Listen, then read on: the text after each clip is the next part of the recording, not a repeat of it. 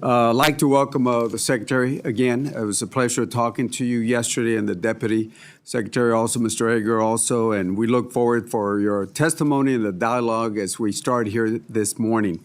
You know, there's many issues that we want to talk about, but before I get started, I like to take this time to acknowledge the bravery of a Border Patrol agent, Alex Medellin, who, while he was off duty, he responded to a fatal plane crash in Laredo, Texas.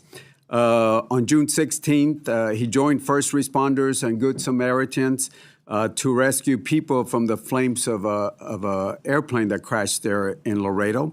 I understand that his bravery is a reflection of the courage and the commitment of those that serve not only Laredo, but all across the nation. But I just wanted to say thank you for that individual, that Border Patrol agent. As I move forward, we certainly want to look at hearings that we've had in the past, and I think it's we know the work that Homeland does. It's critical to the national economic security, safeguarding physical and technological infrastructure and networks, and making sure that we counter the foreign threats. And again, I appreciate all the work, and we understand the way threats have been evolving and the way this committee has been working with your department. Let me start off with the $260 billion from reconciliation. Despite the efforts of the chairman and myself, we try to finalize the funding for all of DHS in fiscal year 2026. We tried, didn't get to that, but we do know that there was a reconciliation that added $260 billion to the department. I'm a big supporter of the department, but I'm a big supporter of Article 1 of the Constitution.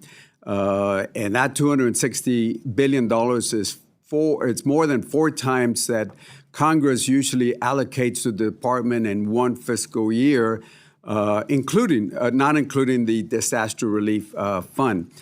These funds were never considered by the members of this subcommittee, nor did the reconciliation include a single safeguard to keep the funding accountable to the taxpayer. That should concern every member of this appropriations panel. The power of the purse and the duty of oversight are inseparable, not because Congress is entitled to this authority, but because the American people deserve accountability. We attempted during the markup to add additional oversight to the reconciliation through various amendments, but we were not able to do that. We did have a few of those amendments that were put in the chairman's mark, and I certainly want to thank the chairman for adding some of that. A lot of the language that we were trying to add have been there for many, many, many years, but were lost when the Border Patrol and the ICE removal were removed from the FY26. And I'm a big supporter of ICE, of Border Patrol, but I want to see those safeguards. And they've been common sense measures like reporting deaths in federal custodies, minimum standards for detention contracts, partnership agreements, and certainly protections, as we talked yesterday about the Riverland in my district. I do want to say that I am thankful to the chairman because he did reserve some of those protections in the chairman's mark, and I certainly want to say thank you for that. I believe in strong border security, but it's got to be more than fiscal barriers, especially to the border communities where we've had historical lows. I think the numbers have gone down by 96%, and I congratulate all of y'all. I did not support open borders, and I do not support open borders. But again, we got to have the right measures at the border. And keep in mind, the numbers went down without a single foot of border wall being constructed, without a single foot of border wall constructed. In my opinion, it's something that I've advocated for many years. You got to have repercussions at the border. You can't slap people on their hands and say, come into bienvenidos a los Estados Unidos. You got to have repercussions at the border. And then at the same time, you got to work with our neighbors, Mexico and other countries. And again, numbers went down. I believe that your numbers are at 96% without a single foot of border wall.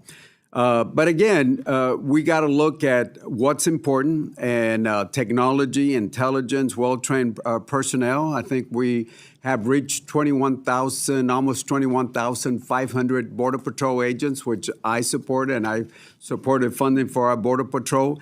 But we got to include our communities when we talk about border securities.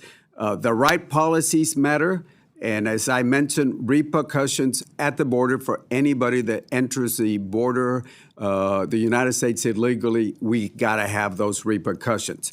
The reality is the $260 billion that we added, it's going to run out. It's going to run out in 3 years. And when we talk about hiring, the 21,500 Border Patrol agents, and as you know, the reconciliation added 3,000 agents to this, but at the end of this, we got to annualize their salaries. So again, we got a lot of issues that we certainly want to look at, and I look forward to asking some of the questions of Mr. Secretary. It's always a pleasure seeing you again, and the Assistant Secretary. Look forward to working with both of y'all. With that, I yield back the balance of my time. Thank you, Mr. Cuellar. So I'm going to go to you now for questions. Shall I deduct a minute 44 from your questioning? No, sir. You should add an additional minute and a half. Thank you for your advice. I want to let the committee members know that we had a couple of ways to go with this, and so I thought it would be, especially with what's going on or not going on the floor, or that we don't know for sure what's going on the floor. We're not going to do 2 rounds of questioning, but Mr. Guest, would you like to come grab your seat? Or are you sitting by the door for reasons the rest of us should know about? If there's a problem, we'd like to go too, but anyhow. So we're going to do 1 round of 8 minutes per person to allow you, since it's been over a year, to allow everybody to have a good shot at having a discussion with the Secretary, but that's it, 1 of 8. And so, and I am going to attempt to be fairly disciplined about the 8 minutes. But with that said, we're going to turn right around. Oh, yeah, that's right. Mr. Secretary, would you like to do an opening statement? Well, for the sake of time, and I think you're pushing pretty quick to get in and out, I will do what you did and waive opening statement. I think the ranking member is going to ask me the questions that he talked about, so I'd be happy to address all those. I wrote them down here and discuss them, and I can discuss them to the open market or opening, or if it's part of your questions, I'll just defer to you when you ask the questions, because there's several of them here I want to address. As you can see, the Secretary's training as a member of the House of Representatives is still strong in his ethos. Well, I think it's part of the Senate that taught me best, but I'm kidding. Well, okay, those 8 minute questions. I was member first. That's right. So with that, we're going to start with questions. I don't see Ms. DeLauro here yet for her opening statement. So, Mr. Cuellar, the floor is yours for 8 minutes for questions of the Secretary. Thank you, sir. Again, on the oversight provisions that we've had, detention, all that we had. Look, right now we know. Look, next year there might be a different chairman here, and we are certainly going to put it in the chairman's mark on this. But you voted on this, I assume, when you were in the House and the Senate, because we've had a lot of those provisions. Standards in detentions, the protections that we talked about yesterday. We added under what I call the Trump 1 administration 6 protections: SpaceX, the chapel, and all of those protections that we have down there in the Valley. They've been there since Trump 1. We negotiated with, under the Trump 1, the secretary that was there in your place, and we added those protections. But then when the reconciliation came in, some folks were saying, well, those dollars are outside Congress, so we're going to go ahead and do that. In the chairman's mark, the way I understand it, we did put language there in the chairman's mark saying that those areas will be protected. Texas has 1,200 miles of border, and we just want those 1 mile here, 1 mile here, 1 mile here. be protected. And I'm hoping you can work with us dealing with those reconciliation dollars.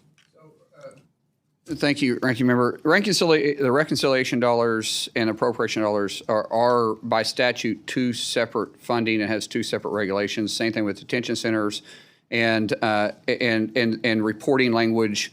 We know the difference, and honestly, it's kind of a quagmire because we have to deal with so many different statutories. It would be easy if we just had one. Yeah. And just move forward. I would prefer that because it'd be an easier way for us to report, but bureaucracy gets in its way. We understand that. The wall, my number one job is to protect the homeland. And I'm telling you, Ranking Member, I love my job. I love that President Trump gave me this opportunity. I wake up every single day and I get to protect my yard just like I protect your backyard, people in California, people in New York, people in Oklahoma. I look at it all the same. It's part of Homeland.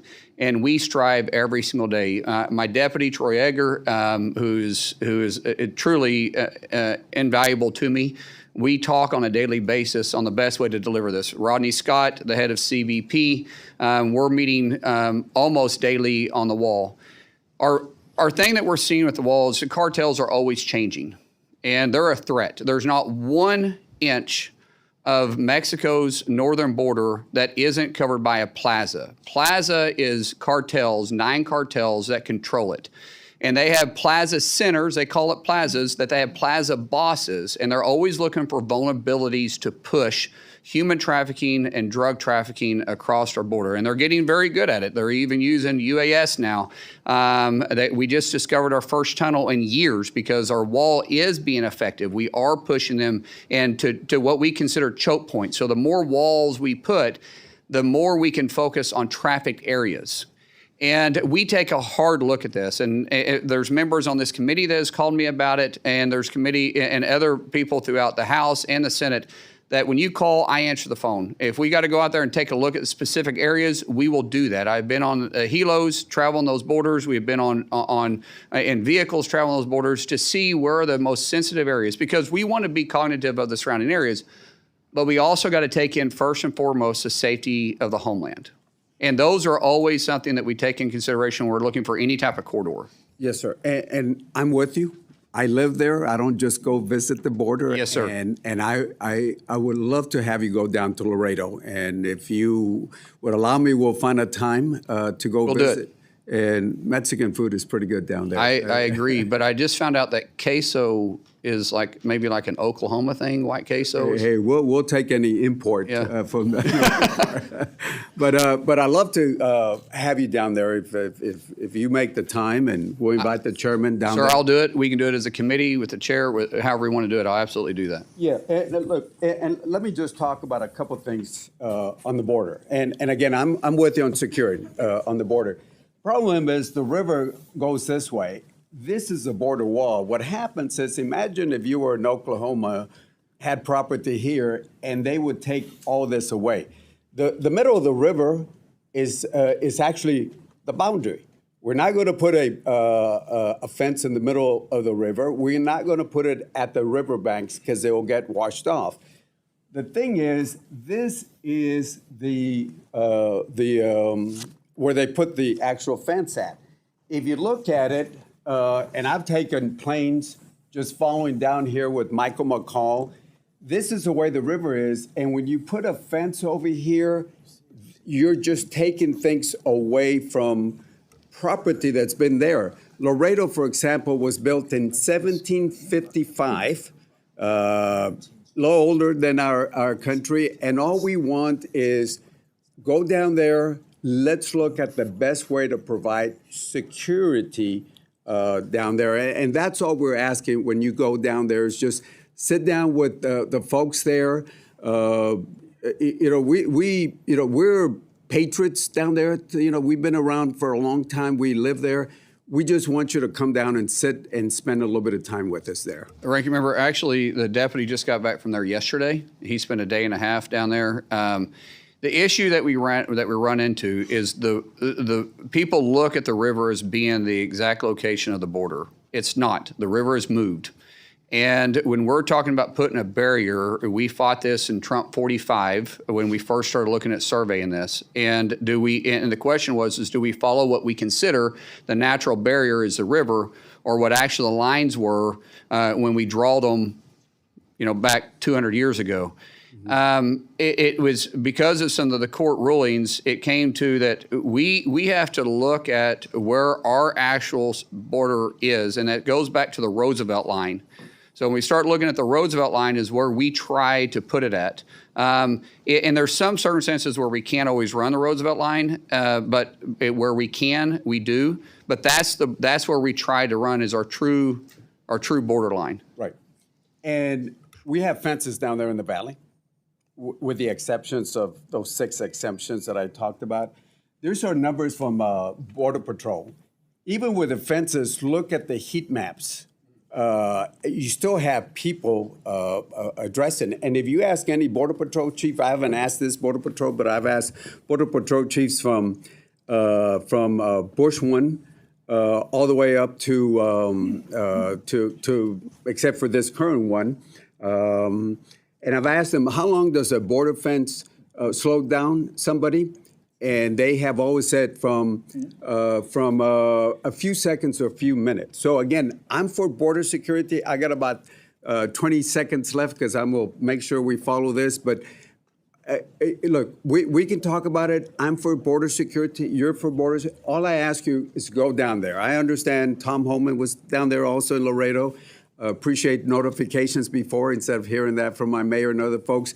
But I ask you to go down there and spend a little bit of time with our communities. We will do that, and we are addressing the primary wall. That's why we're putting in the wall system now, which is called the secondary wall too, because the cartels have been exposing it. We're putting in smart fences, which allows us to respond when they're tampering with the wall. The second wall, which is the primary wall, which will still be within our footprint, we're constructing it sometimes at the same time. Partly, we're going to have to come back and do it, but we'll all have it done before President Trump is out of office. We'll have the complete primary and secondary wall done. And that gives us time when they cut the fence, we can react because they're doing it in very rural areas. And we can react before they can get past the secondary wall. And we know how many we're dealing with. Plus, we're using UAS now to put up with heat sensors to be able to track them and see what we're dealing with. So you're absolutely correct. The cartels have got really good, but that's what they do. They're criminals. And so every time you do something, they try to figure out a way to get around it. And we're going to defeat them at every turn. My time is up. Thank you. By the way, according to FBI statistics, Laredo is the safest city in Texas. Thank you. Look forward to seeing you in Laredo.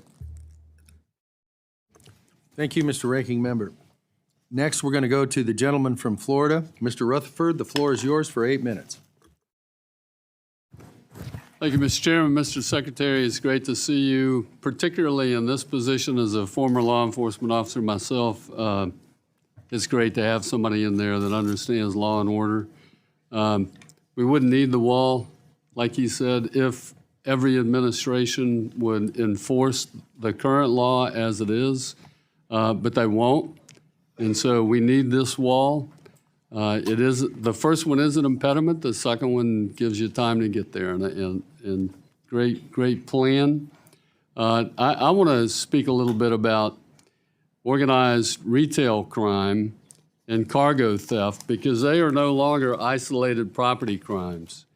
They are sophisticated, they are interstate, and they are often transnational criminal enterprises that threaten the integrity of the U.S. supply chain.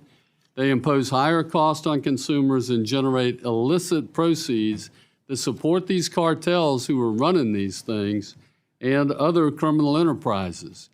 I would also mention that these are the non-domiciled CDL drivers that are killing our American public out on our roadways because they don't know how to drive. Last month, the House overwhelmingly passed the Combating Organized Retail Crime Act, CORCA.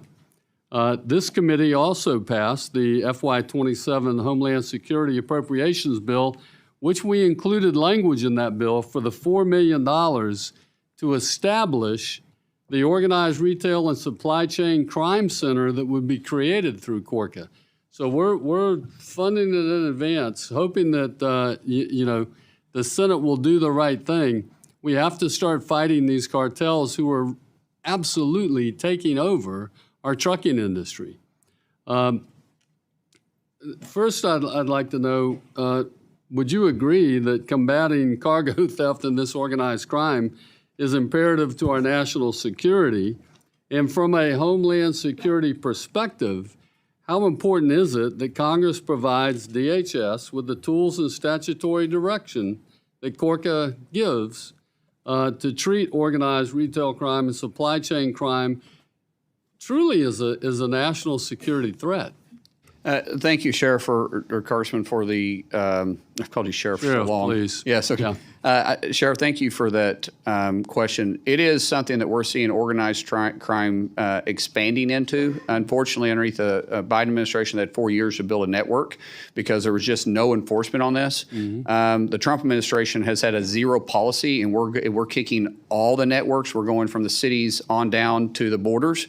That's part of the president's enforcement and going by city because they do have networks there. And what we're seeing is cartels and other organizations that are, because of the drugs that we are having a strong effect on, because of the human trafficking that we have taken away from the borders, from them able to traffic humans and across, they're moving more towards the retail theft. There's been a kind of hands-off policy. We're seeing this really bad in sanctuary cities. We're seeing as CDLs, drivers, that they're not required to have the same amount of training or hours in a truck or months or years of service. They can just simply switch their DOT number out and move right on. And we're seeing that they're directly tied to it, and we're seeing CDLs come out where it just simply says no name. Oklahoma, I would say we're one of the strongest to enforce this, but the more cooperation we have with the 287G program, we can combat this, because ICE, even though people consider them just rounding up illegals, ICE is Immigration Custom Enforcement. HSI, who falls underneath ICE, is also part of that. They combat human trafficking, retail theft all the time. For Congress to convey their interest in this, we have the authorities already to do it, but to convey it helps us get more cooperation from sanctuary states and sanctuary cities saying that this is different. Because when you have these sanctuary governors and sanctuary mayors that go out and say you cannot cooperate at all with ICE, right. What they're doing is at the same time saying you can't cooperate not just with immigration, but with other investigations that ICE does, which is much more than that. And so it really handcuffs us from being able to do it. So what we're doing is we're hitting all the red states, we're hitting the blue states that will cooperate with us, but we're just pushing them then into these high sanctuary cities, which is why you're seeing retail leave on a constant basis, which is not good for the economy. It's not good for anybody to do that. So the more you guys can help us and convey your interest, especially, this should be a bipartisan issue. This should be something that no one is looking at this as a blue or red issue. This is across the state, because when we lose a pharmacy, or you lose a grocery store, or you lose a mom and pop shop, or you lose a jewelry store because they're getting robbed to death, literally, and no one's enforcing it, that's not good for anybody. That affects all your all's constituents. I almost said all of ours, but I guess they're all your guys' constituents now. And we just simply want to enforce laws. What we don't do at DHS is pick and choose which law to enforce. We enforce the laws that Congress passed. Right, and I think it's important that DHS and DOT, that we come together on this, because part of the enforcement, I can tell you, if you want to end this, let's start seizing some of those trucks instead of giving passing the cargo on. And when we stop these we have the drivers authority who are violating cabotage, let's start some seizures and forfeitures on these vehicles, and that'll stop. We actually have that authority through the 287G program. And when I go back to Oklahoma, even though we have 4.3 million people in the state, we have more arrests under the 287G program, and we've revoked and confiscated more illegal CDL drivers than any other state. The only one that has more arrests is Florida. Their population is quite different. Right. Oklahoma has stopped, revoked license, and arrested and confiscated vehicles more than any other state, because we have complete cooperation with the 287G program. I'm glad you brought up 287G, because that leads right into my next issue. Because when I was sheriff, I started a 287G program within my jail. I didn't know it was that old. Oh yeah. I'm kidding, sir. Thank you. But here's the thing: we've made significant investments in the program, and I want to say thank you. You all have done so much in expanding the 287G program across the country. I think there's now over 2,000 state and local agencies involved in the program. That's phenomenal. So can you talk a little bit about that and how important that is? I can tell you the former ICE chief who retired told me in the hearing, it's the best thing since sliced bread. And we can't get these darn sanctuary cities and states to participate in this program.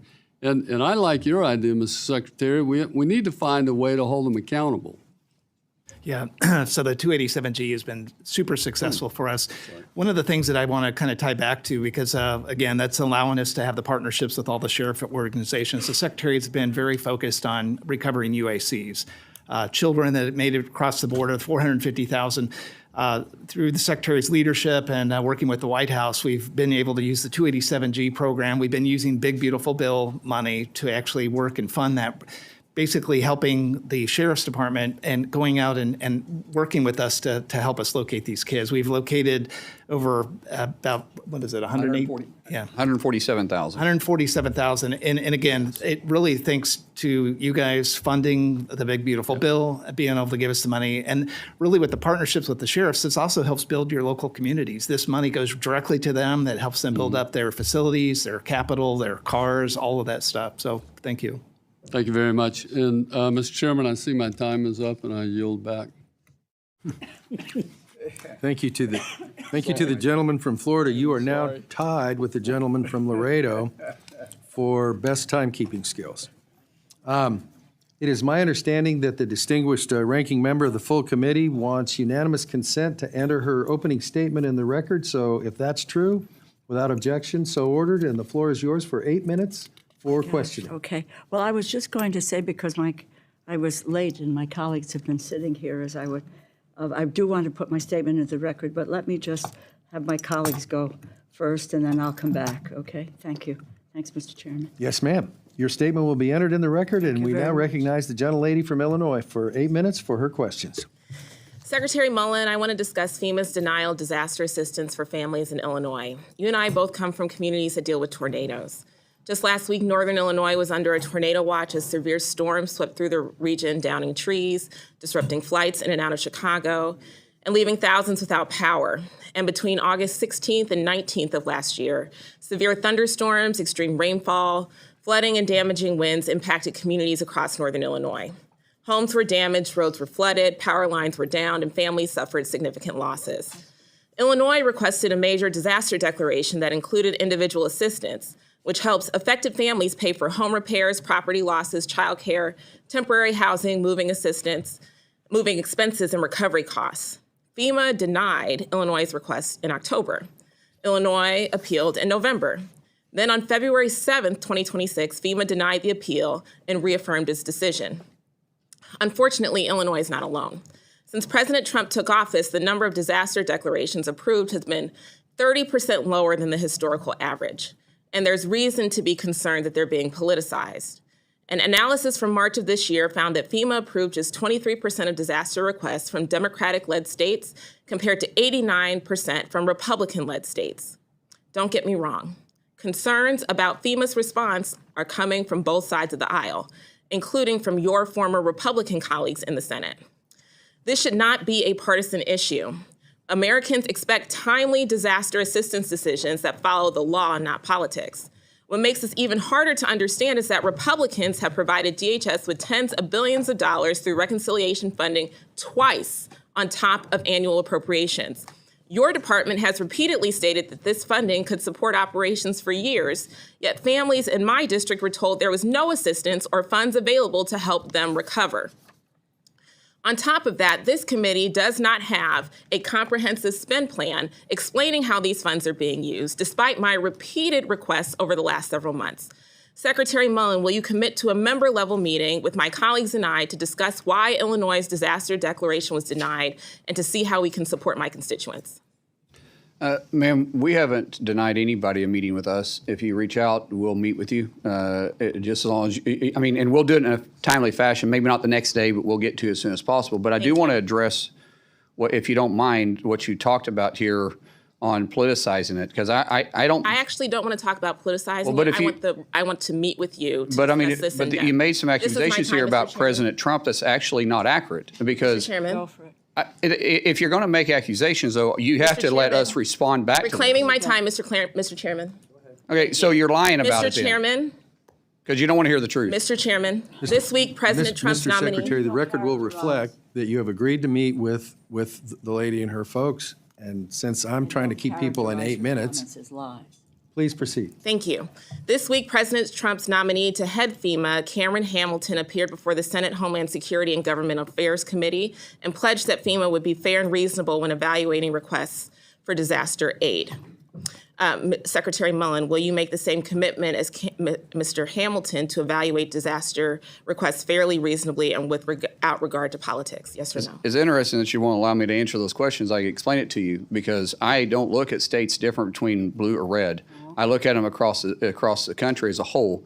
Thank And if you. you actually want to know what we're doing, I'll be happy to, so you're not worried about this. I don't look at this any different, ma'am, and I'm not here to argue with you. I'm not here to fight with you. I like facts. Great. Accusations doesn't help anybody. I appreciate The more that you're informed, the commitment, better you know, and I because will you're hold saying you some to stuff that that's not true. commitment. And I hope that Illinois receives the same fair consideration as any other state. Now, I'd also like to address another deeply concerning matter, detainees who died while in your custody. Secretary Mullin, since Donald Trump took office, DHS's immigration detention system has been plagued by medical neglect, abuse, overcrowding, and a historically high death rate. I saw these dangerous conditions with my own eyes when I visited the Miami Correctional Facility in Bunker Hill, Indiana, where I met with individuals who told me that it takes months to receive medication refills, including for life-threatening illnesses like diabetes. Others reported being left unattended with infected boils and other serious conditions. So it's no surprise that a detainee at that facility died shortly after my visit, or that more detainees died in ICE custody in 2025 than ever before. Secretary Mullin, does DHS have any official specific internal goals or policies to reduce deaths in custody? Ma'am, your numbers just aren't accurate. We've had 0.009%. I didn't, Mr. Secretary, You're I didn't asking ask. about I this. asked a It's specific question. 0.009% Mr. Chairman. of deaths. Mr. And Chairman. we've had 54 total Reclaiming in the my time. president's Mr. time. Chairman. Those If are I- dangerous if I- accusations Mr. you're making. Secretary, Mr. Secretary. Those are dangerous get accusations that. that she's making, because we in are the state of not- Illinois, This they're is my twice as time. high. Not doing They're a twice as taco high to time. die in the state penitentiary of Illinois than they are in You detention are invited to centers. this committee. This is my time. And you need are to be a informed guest. by what you're saying. I am informed. No, you're not, ma'am. Mr. Secretary, does DHS have any Do you realize that? official Do you specific realize that internal we goals have or one doctor policies? Mr. per Chairman.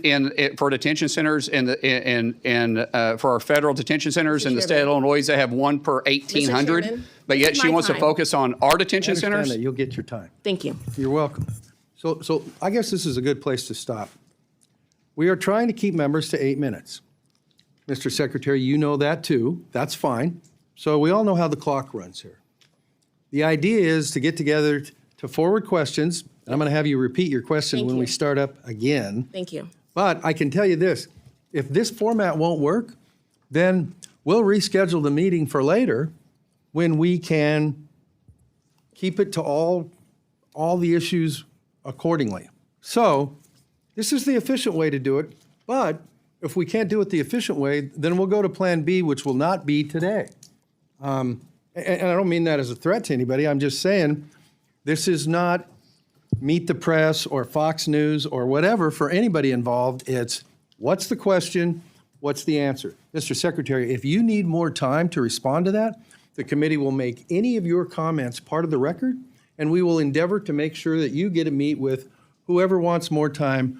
But while we've got the whole committee sitting here, we're not going to do the XYZ debate, whatever the heck. So, ma'am, please repeat your question, and as near as I can figure, you got about 4 minutes left.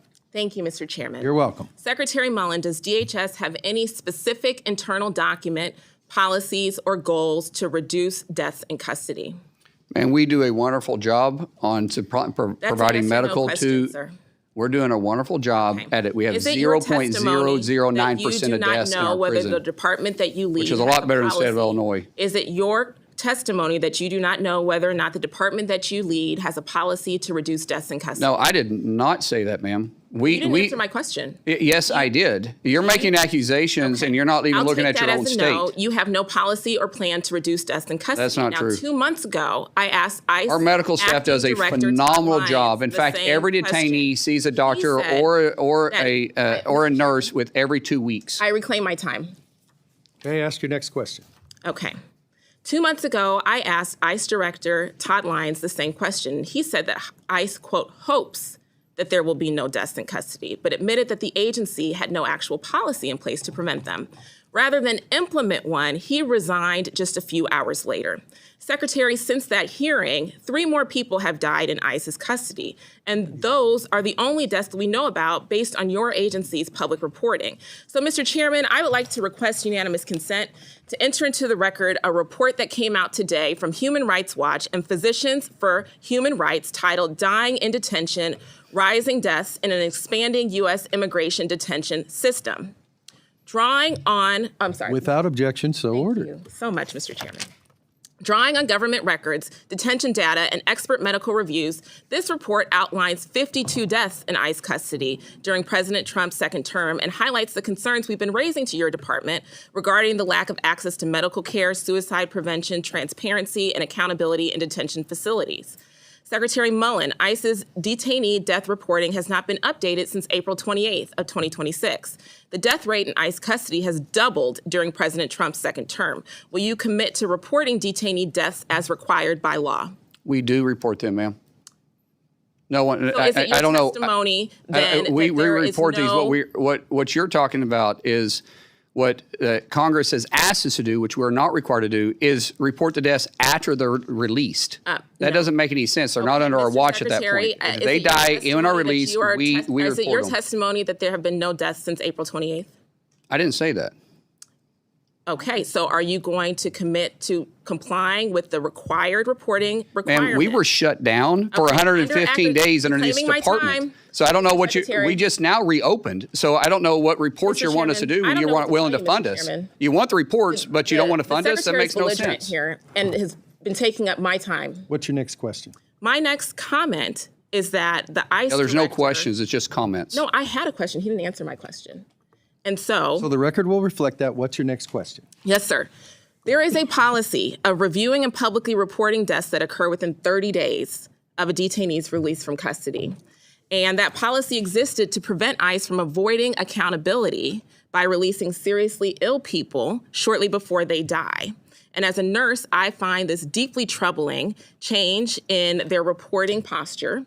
Families deserve answers, and Congress should be able to conduct oversight, and the American people should have confidence that deaths connected to federal detention are not being hidden through administrative loopholes or filibustering. Transparency is not optional. There are laws and reporting requirements, and if this administration is unwilling to account for what happens to people in its custody, then it's Congress's role to question whether it deserves more authority, more detention capacity, or any additional cent from the American people. Mr. Chairman, thank you for letting me finish my comments, and I yield back.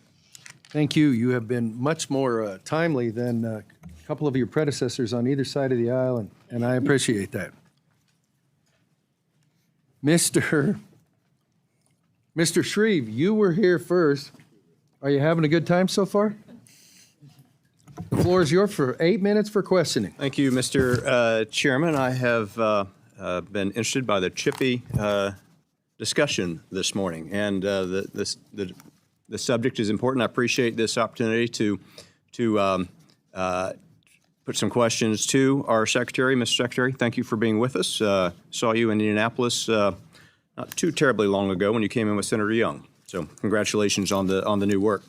I want to use my time to focus on some practical issues that matter to my home state. The subjects are roadway safety, trade processing, and counter drone readiness. And so if I could start with roadway safety, Sheriff Rutherford spoke in this lane to some degree, but Indiana, like Texas and other states, specifically suffered 2 crashes recently involving individuals that were unlawfully present in the U.S. operating commercial vehicles. 5 Hoosiers were killed.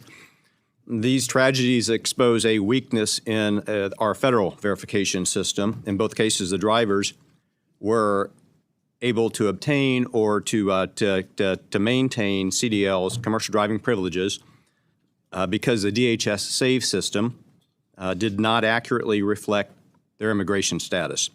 That's why I introduced the Verify Act. The purpose is pretty straightforward. It modernizes SAVE to make sure states have accurate, timely immigration information before issuing or renewing licenses to people that can plow an 80,000-pound rig up and down our highways. Hoosier families, like families across our country, deserve confidence that this federal system is working, that the information is timely, and that ineligible drivers are not allowed to get behind the wheel of these big rigs. Mr. Secretary, how will the Verify Act help ensure that states can quickly timely identify illegal aliens before licenses are issued or renewed? And if I may append to that, what additional steps is DHS taking to ensure that CDLs meet all federal requirements that are already in place, sir? Well, Congressman, we work closely with Secretary Duffy with the Department of Transportation to do this. That obviously falls underneath his committee. But we do find them on the road when we're enforcing 287G, and when we do, we report it to him. So when we're doing road enforcement, we work hand in hand with the Department of Transportation. When it actually comes to the license being sent out, we can investigate them if they're being done illegally. The standards that is set for federal, not state CDLs, but federal. So if you're crossing state lines, or interstate versus intrastate. When that happens, we are constantly in communication with other agencies as well. So some of this stuff, especially if it's negligent, we can work closely with the FBI if we feel like it's organized crime, to which the sheriff referred to a while ago. When we're talking about unlawful CDLs that are issued for international or for intrastate, not just interstate, then we also work closely with the Department of Transportation. We go after the illegals that shouldn't ever have the documentations to begin with. So when we find the documentations, we work with that.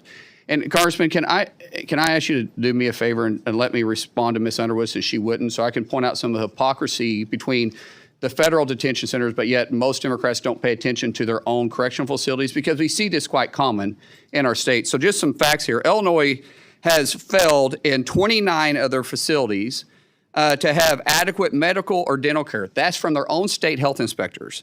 Illinois employs 16 full-time physicians for 29 facilities across the state. We're 1 for 1. Every detention center has a doctor put on staff. Illinois has a quarter of their facilities that don't even have a medical director. 60% of their nursing positions are vacant right now. By the way, this isn't the state of Illinois. They have 1 doctor per 1,875 detainees. We have 1 per 1,000. Plus, we have nurse anestheticists that offset much of it. Illinois' state correctional facility doesn't. So I would suggest that maybe our Democrats should look at their own backyard and look at their actual constituent base. We have people in our detention centers that enter this country illegally, and we're trying to get them off our streets because 1 death at the hand of an illegal is 100% preventable. And they shouldn't be in this country if they didn't come here legally. All right. Well, I was glad to offer you that time to respond to my colleague from Illinois, and then back to Indiana. We have Very good. You have 3 minutes on the Indiana project. Thank you, sir. Mr. Secretary, Indianapolis is not only my home, but it's home to the second largest FedEx air hub. And the subject of foreign trade zones matters much to distribution-based economies such as that which we have in Indiana, the crossroads of America. Businesses in and around my district depend on the functioning of these foreign trade zones. They offer not just logistical convenience for Hoosier manufacturers and employers. They mean savings through duty restrictions, lower processing fees, reduced costs, helping companies compete. And we compete globally, doing value-added work here in the U.S. The foreign trade zone application process is handled by CBP. And there have been significant delays, in some cases 6 months to 12 months in those applications. I know CBP is operating under resource constraints, and I appreciate the work our officers are doing under difficult circumstances. The fiscal year 27 House Mark includes important investments in CBP that may enable, modernization in the automated commercial environment improvements. What resources could CBP benefit from to ensure that companies in Indiana and beyond can take full advantage of these foreign trade zone programs quickly and efficiently? Consistent funding is the most important thing we can have, which is what Reconciliation 2.0 does. It gives us 3 years of full funding, so we can't allow some of the radical that serves in our chambers to play games with our custom border protection. When we talk about having funding that's been shut down 4 times over the last fiscal year, the last time was 115 days, it makes it very difficult for us to deploy new technology, more techniques, and it's very hard to hire when you're shut down and no one's getting paid. It's very, very difficult. Having consistent funding, we have the men and women inside all DHS, but especially through CBP, that can do their job, and they're experts at it. We have new technology that we're constantly wanting to deploy. I will say, because of the Republicans in both chambers passing Reconciliation 2.0, which President Trump's initiative, we're going to be able to have new technology to keep these trade zones operate and keep our economy moving forward, which right now, because of President Trump, he constantly says it. We were a dead country. Now we're a thriving country. We're the hottest country in the world because people want to do business inside the United States, and we need to be effective and efficient on bringing products in and out of this country. I appreciate the Secretary's commitment.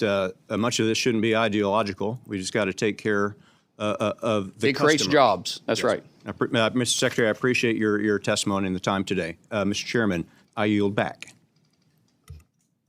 To my colleague from the Hoosier State, thank you for winning the Timekeeper Award for today, and your first place position is probably pretty strong. I'm just guessing. To the gentleman from Hawaii whose name is not King but Case, Mr. Case, the floor is yours. Thank you so much, Mr. Cuellar. I appreciate that. I see that your time has expired. You get an extra 8 minutes on Mr. Secretary, I want to return to a point that Mr. Cuellar for real made in his opening statement, which comes down to this basic point.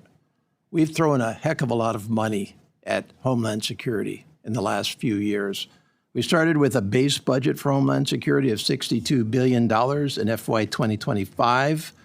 Of course, for FY 2026, we had the exclusion of ICE and CBP at $48 billion, back to $65 billion in FY 27 as passed out by this committee over the objections of all Democrats. But most directly, $191 billion in reconciliation in 25 and another 70 in 26.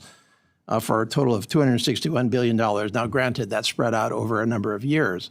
But the committee's concern, and I think this goes to all members of the committee, is really a failure to itemize where that reconciliation money is actually going. It's been very, very slow in all departments for us to get information on the reconciliation money.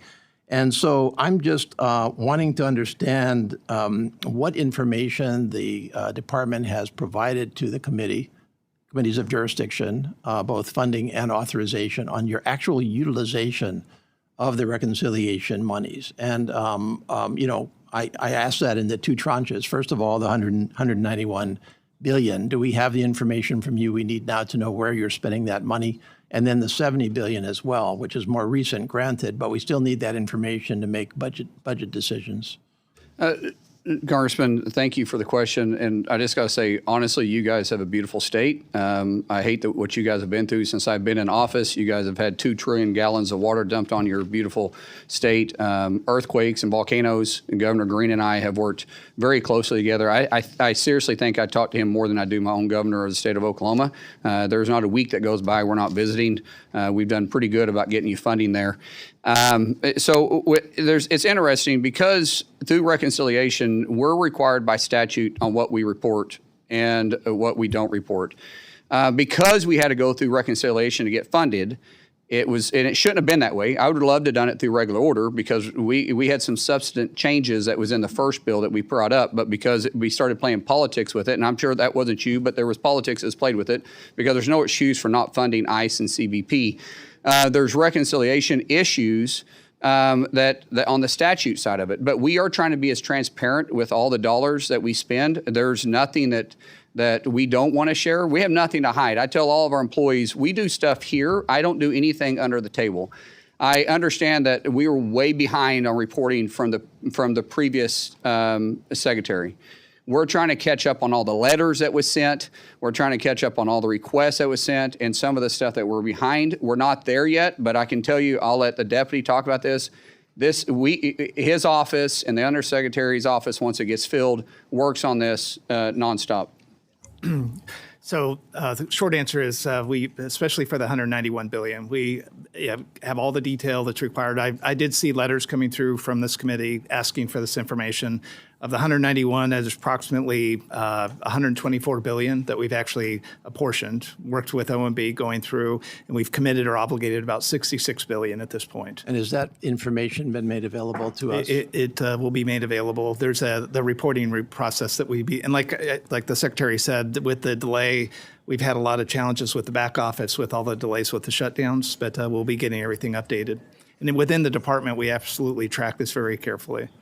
Okay, and what about the 70 billion? Is that not due to us yet? The 70 billion obviously passed fairly recently. All the department or the two areas, ICE and CBP, are putting together their spend plans, working with OMB to get the apportionments. And once the apportionments are in place, we'll start working through the obligations that'll follow the same path that we're going through right now with the 190 billion. Okay. One of the concerns with the 70 billion as we went through that debate was that 5 billion of that 70 billion was allocated to the Secretary's office unspecified. First of all, do you agree with that? I just want to make sure we're on the same page. And second, what exactly are the plans for the Secretary to have 5 billion to spend at his discretion? Yeah, the 5 billion is very similar to what you saw in the 190 billion OSUM fund that we had out there for the Secretary. And it's really kind of broken up into kind of two categories between the judicial or stuff that's done non-immigration and the 2.5 that would be potentially stuff that we could do to augment stuff. And the example that I would say the Secretary's been very focused on is counter UAS. So this type of money outside of a program of record allows the Secretary the flexibility to whether, where we're only spending $40 to $60 million a year, he can go all in, set up a task force and put in, up to probably 500 to 600 million at his discretion. And we're also doing 3.5 billion is going to ice cutters. We had one ice cutter. President Trump's initiative is get us up to actually get to 50, but we're doing 11. We're buying some of that through Section 90007, which is the Secretary's fund, replenishing some of it with the $5 billion out of this reconciliation 2.0. This is also the way we're able to keep CBP and ICE operating during the 115-day shutdown. And then the counter UAS, we're vulnerable, extremely vulnerable. And it was extremely, it was made more apparent during our preparation for FIFA. So for the first time in history, we have all 11 stadiums covered with counter UAS. That's never happened before. In fact, none of these stadiums even had counter UAS. So this funding, because there's no line item for counter UAS in our budget, we were able to use this funding, which is a lot because we got to work with local partners and we also got to reimburse certain agencies too. So this gives us the ability to flex when we need to because of the new threats that are facing the Homeland every single day that isn't always line item. Okay, thank you. I think we all want the information on how you're spending that money very transparently. I appreciate your comment on transparency. And by the way, I don't want to let your comment on FEMA's help to Hawaii go undiscussed. We have, in fact, had major challenges, and FEMA has been very, very good. And in prior hearings with your predecessor, I commented in particular that what appeared to be a vendetta against FEMA was completely uncalled for, given what FEMA has actually done for Hawaii on the ground with 3 straight disasters in the last couple of years. So appreciate your partnership on that. Governor Green has been very helpful in this. because the way he reports to us when some governors don't, his accountability, what he says, what he gets reports in on a timely manner, the way he communicates Right. is the key to getting this done. I'm texting him as we speak to say that you're saying nice things about him. So No, don't say it. Don't publish it. I hope that isn't on. This is published. My time is about to expire, and I'm not going to incur Mr. Cuellar's wrath. And so I'm going to list some questions for rhetorical purposes. Why does the Coast Guard need $2 billion more in the supplemental, which was submitted yesterday, number one? Will you reverse course on the cuts to CISA, which I think are penny wise and pound foolish? How much do you actually, I'm going to stop right there because I'm over time. I don't want to get in trouble. Can I answer those real quick? I can do it real quick. So, No, Mr. Secretary, I can make it easy for you. Yeah. I am going to yield Mr. King, who some know as Mr. Case, 2 minutes of my questioning time for you to answer those two questions. well, it won't take me 2 minutes. So the $2 billion supplement fund that we sent back, we've had a tremendous amount of more expense because of the threats that are facing us with the actions in Iran, plus the narco boats that we're having in. Those weren't there. The president has put a tremendous amount of emphasis on putting new cutters on the water and utilizing the Coast Guard in a way that hasn't been used before. That comes with manning power too. And so the $2 billion to stand up to meet the force needs of us moving forward, and also on some reimbursement costs that we incurred during the shutdown. So while we were shut down, DOW was paying our fuel bill because we still had missions. Our international waters, and it wasn't, they weren't patrolling themselves. And since we didn't have the funding, we had to do it. And so that's reimbursing also to the DOW and for our mission sets. And you have about, And counter-UAS, sorry. Counter-UAS, yes. Or CISA, I mean. CISA, absolutely. Listen, CISA has very unique authorities, and we have adversaries that are attacking not just our government, but attacking our businesses every single day. And the one that has that authority to do it is CISA. It probably got a bad rap because it wasn't utilizing its authority. It was politicized for a little bit. We're hiring the best people. We're bringing in a director for CISA. We want to stand it up and be not just average. We want to be the go person for cybersecurity in the nation. That's our focus. That means we're going to hire back up. We are about half staffed what we need to be. Do we need to hire everybody back? No. Do we need to hire about 600 people back? Yes, but I don't want to put bodies in position. I want to put the talented individuals that know what they're doing and have partnerships with our state and local officials. thank you. Thank you very much for your forbearance, Mr. Chair. Mr. Cuellar, thank you for helping out your colleague from Hawaii on getting those questions answered. And we're going to go now to Mr. Guest, the gentleman from Mississippi. The floor is yours for 8 minutes. Thank you, Mr. Chairman. Ms. Secretary, thank you for being here. Thank you for your leadership. I want to start first with an issue that is a priority not only of mine personally, but also of my delegation. In May of this year, tornadoes hit South Mississippi, causing extensive damage. There is an outstanding FEMA disaster declaration. Now, I will say that it has been approved by your agency. Your agency has been extremely receptive. We have contacted FEMA, and I can say that they have provided all the information that we've requested, and you have done everything on your end and your agency's end to try to get Mississippi the needed relief. At this point, we are still waiting on that to be signed off by the White House. And so my request to you, Mr. Secretary, is if you would please press the White House to review the outstanding request for assistance because it is something that is extremely important to my home state of Mississippi. Ms. Secretary, thank you for the work that you've done in securing the World Cup. I know that we are now 2 weeks in, and it appears that the World Cup has been a great success for America. I have enjoyed watching videos of fans from across the world come to some of the 11 host cities across the country. Speaking of the reception that they've received, getting to experience American hospitality and getting to feel secure in the 11 different sites that you and local and state agencies are responsible for securing.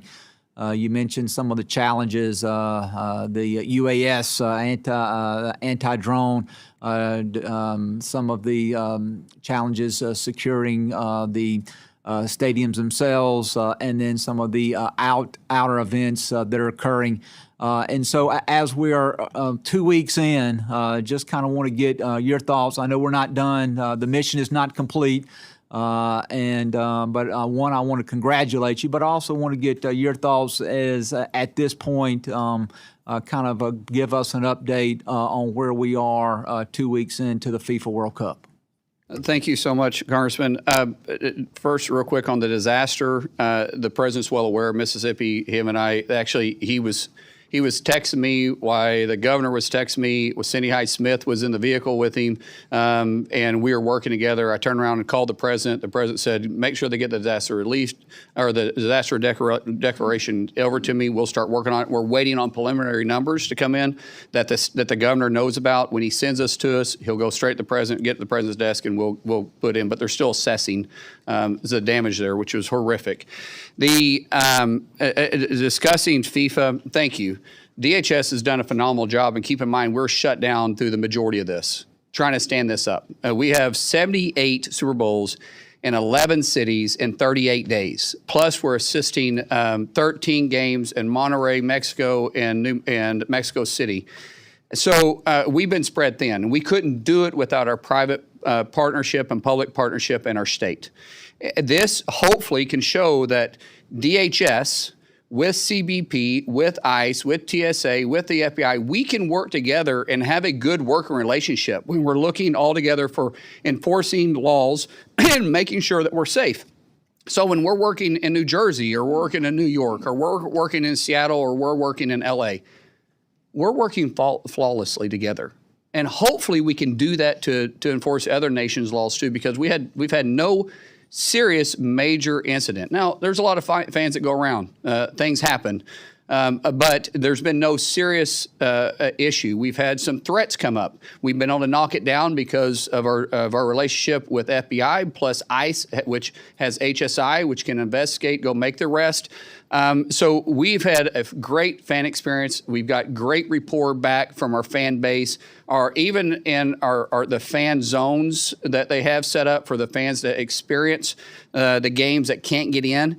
We've had a great time. We do have a tremendous amount of counterfeiting. We're starting to see more human trafficking come in place. Just in Dallas last week, we rescued 4 kids and 1 adult female, arrested over 90 people that was involved in that human trafficking ring.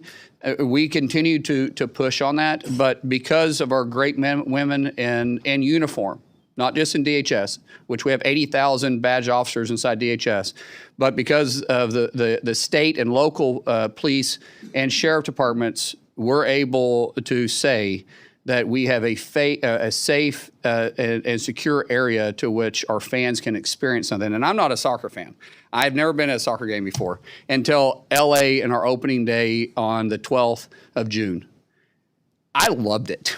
It's like becoming a NASCAR fan. Watching it on TV isn't as fun as being there in person. And being there in person was something to experience. And so now I find myself watching it all the time in evenings. I'm even going back through and speeding through games. And it's pretty exciting. Well, thank you. And again, the men and women that serve with you and our state and local partners for the great job that you're doing. Congressman, can I use your 30 seconds, 15 seconds of your time Please. real quick? I want to, there's been 2 things brought up about deaths inside of detention centers across the United States, right? Across all the detention centers in the United States, there's been 54 deaths, 54. Which is 1 too many, I get it. We don't want any deaths, but it's 0.0009%. In the state of Illinois only in the last 12 months, and their 29 facilities, 170 deaths. I just want to again point out the hypocrisy from those that are against our detention centers, which aren't even paying attention to their own backyard in the facilities. And by the way, these numbers aren't unusual to state penitentiaries across these blue states. And thank you for the job that you do of providing quality health care to those people that are in detention under your watch. Want to switch and talk briefly about the border. I know Representative Cuellar talked a little bit about the importance. Again, thank you for the incredible job that you and your agency have done. The border is as secure as we've seen in our lifetime. We know that on the budget reconciliation bill that there was money for technology, not only wall construction, but technology. I am a huge fan of the autonomous towers that are there placed along the border. I believe that they serve as a force multiplier, that they allow agents to then perform other missions until they are notified of suspected breaches there along the border. I know that there was a first tranche of money that came out. There's scheduled to be a second awarding or second tranche of money for border security technology. Two questions. One is, can you tell me, if you know, Mr. Secretary, an anticipated timeline as to when those awards will be announced? And then the second part, and then I will let you answer and yield back, is as we look at investing in new systems, I would ask that you take into account the input of your rank and file officers who are there. Too many times it seems like that systems have been purchased, not just within DHS, but across the government, that don't necessarily advance the overall mission of the agency.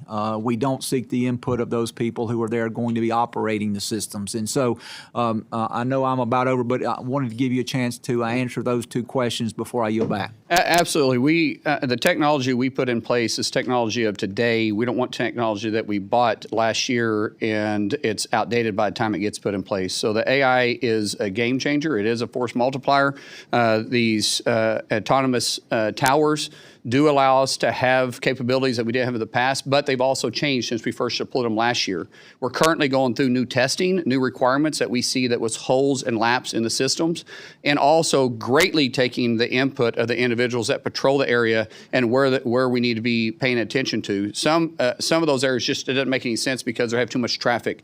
So when you see it, you don't have time to react. Sometimes it's proximity to a road that we had put it there, and we're not necessarily aware of it because it's not a road that was on our maps, but it's a road that they use or a trail that they use that's well used. Our officers or agents that are on the ground, they know that, and so we're constantly starting to get feedback, having it deployed in better spaces, but changing the technology and then be able to update in real time with the technology, kind of like we do our phone.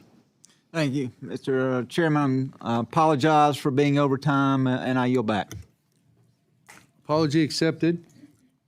The gentlelady from El Paso, the floor is yours for 8 minutes for questions. Thank you, Mr. Chairman.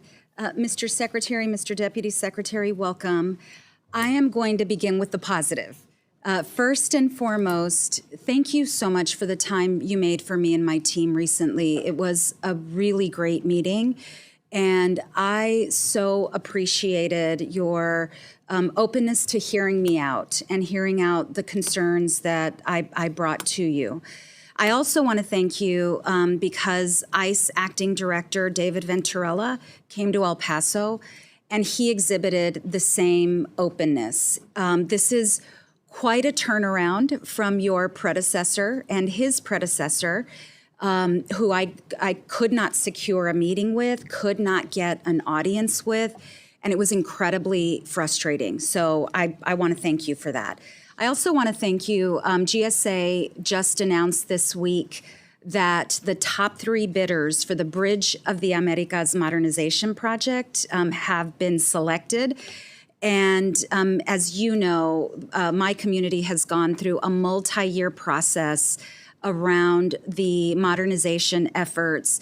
The vast majority of El Pasoans who participated in the process said, let's remove commercial traffic from the center of our city and let's move it to our other ports of entry that have capacity. And you've upheld that decision that had heavy input from CBP and the community.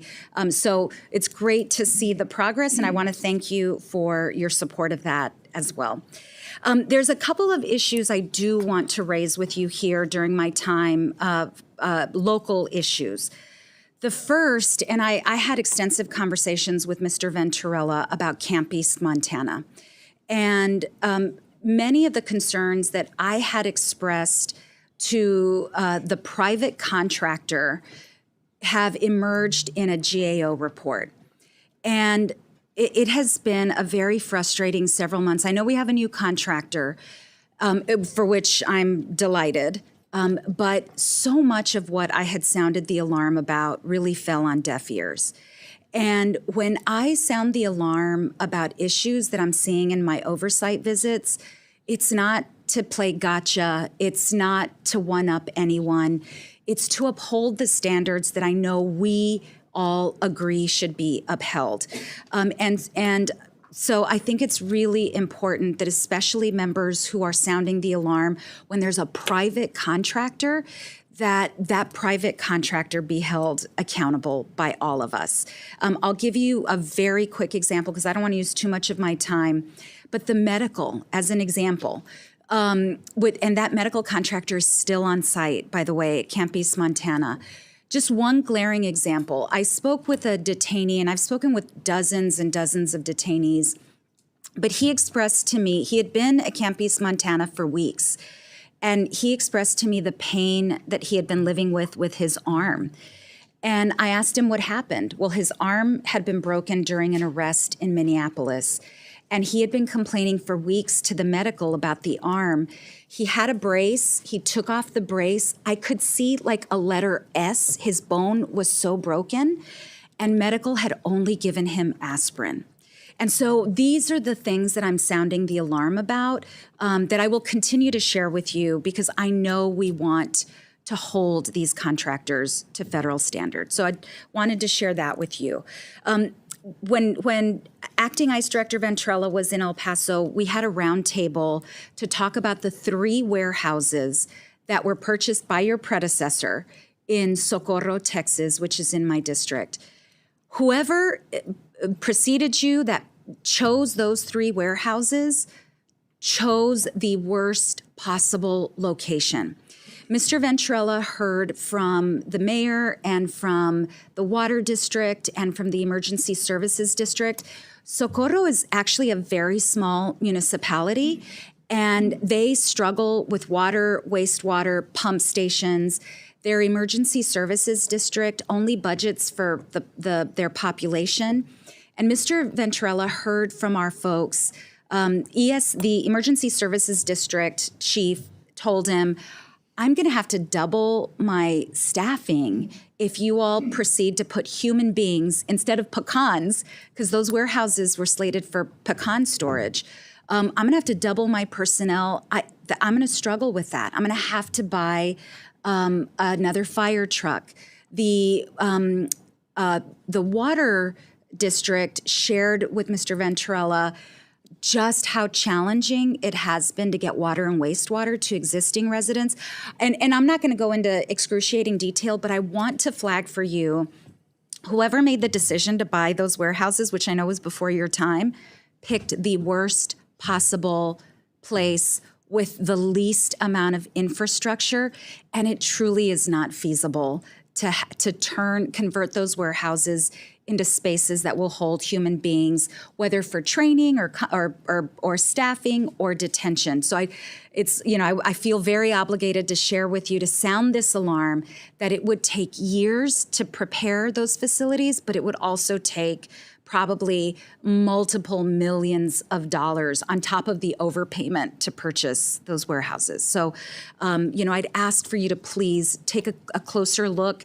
Now that Mr. Ventrella has been there, hopefully he has a more kind of on-the-ground perspective about that. We are evaluating all 11 that was purchased. There's some that just, quite frankly, probably won't work. I believe there's at least one in that area that probably just won't work.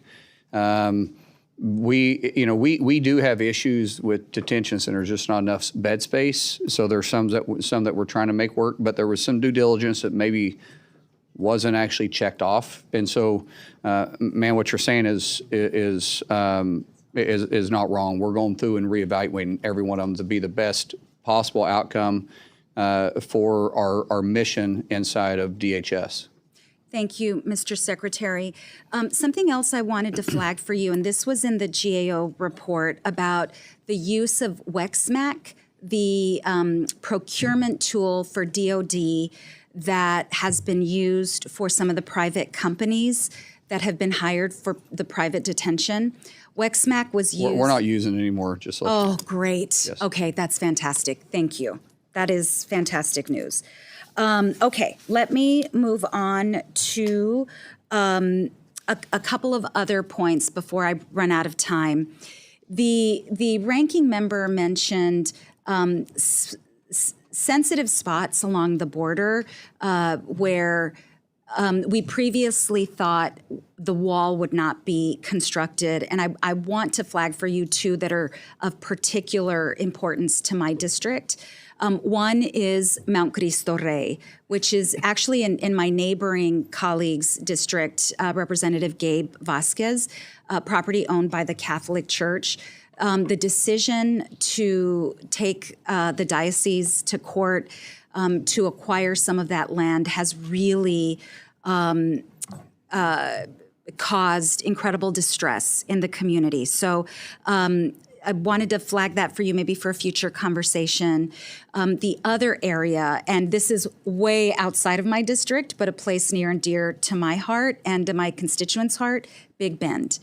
And Big Bend, we have seen really a coalition of law enforcement, private property owners, ranchers, nature lovers come together to want to preserve and protect Big Bend.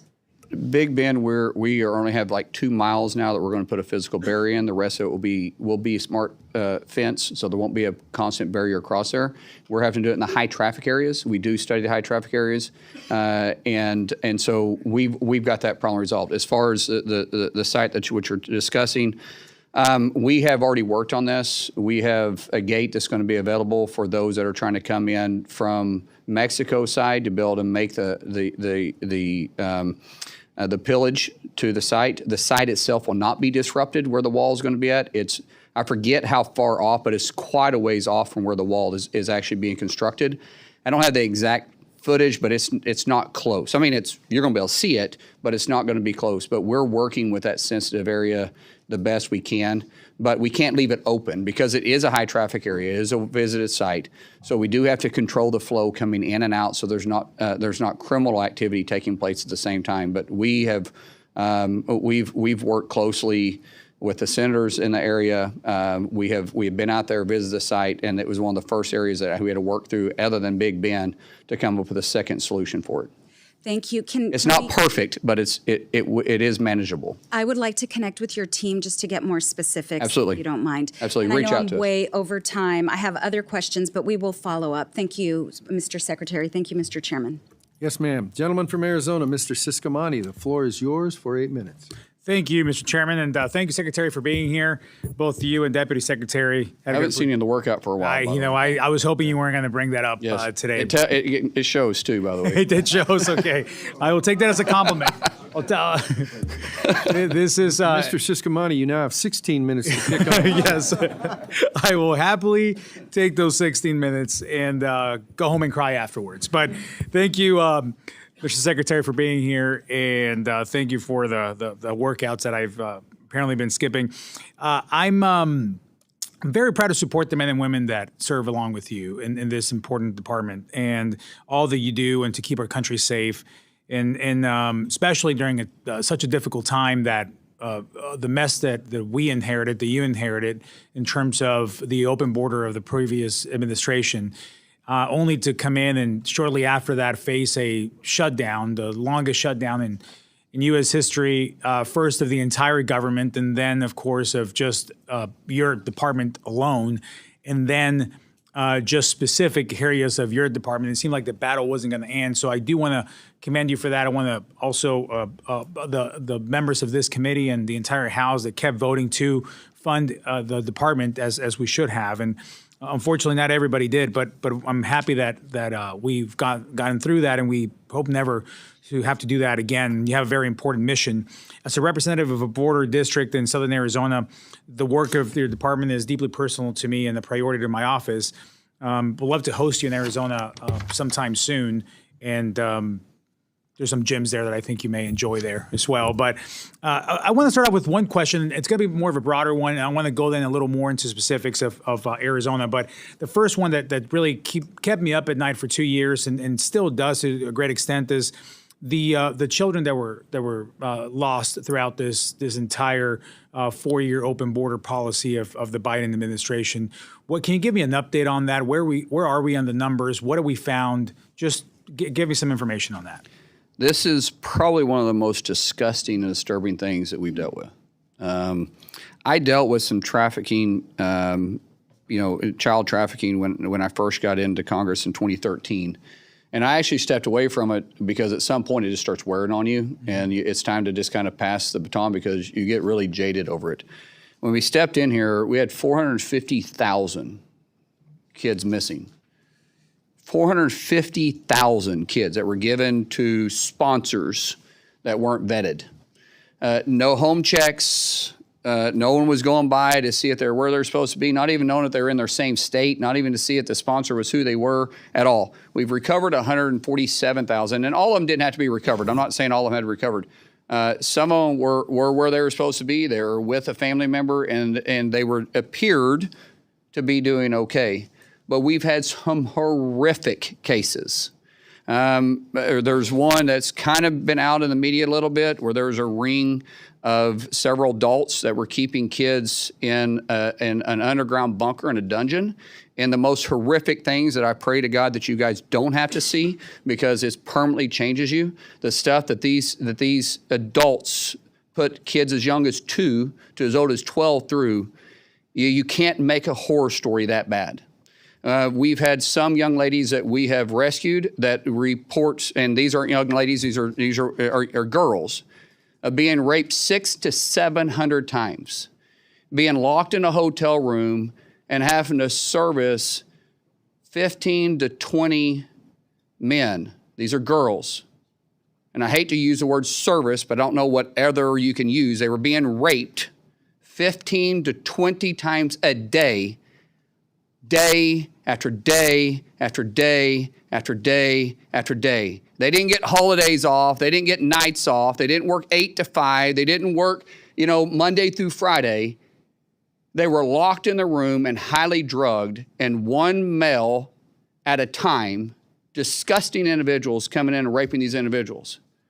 It is our mission. We've stood up and standing up even a bigger task force within DHS to go and find all 450,000 kids. It is my biggest passion that I have. And it should have, let me explain this too. Almost used a bad word there. What frustrates me the most is that this was preventable. And no one can argue that. This was 100% preventable. And we have perpetrators that are doing the most horrific things to kids. And as a father to 6,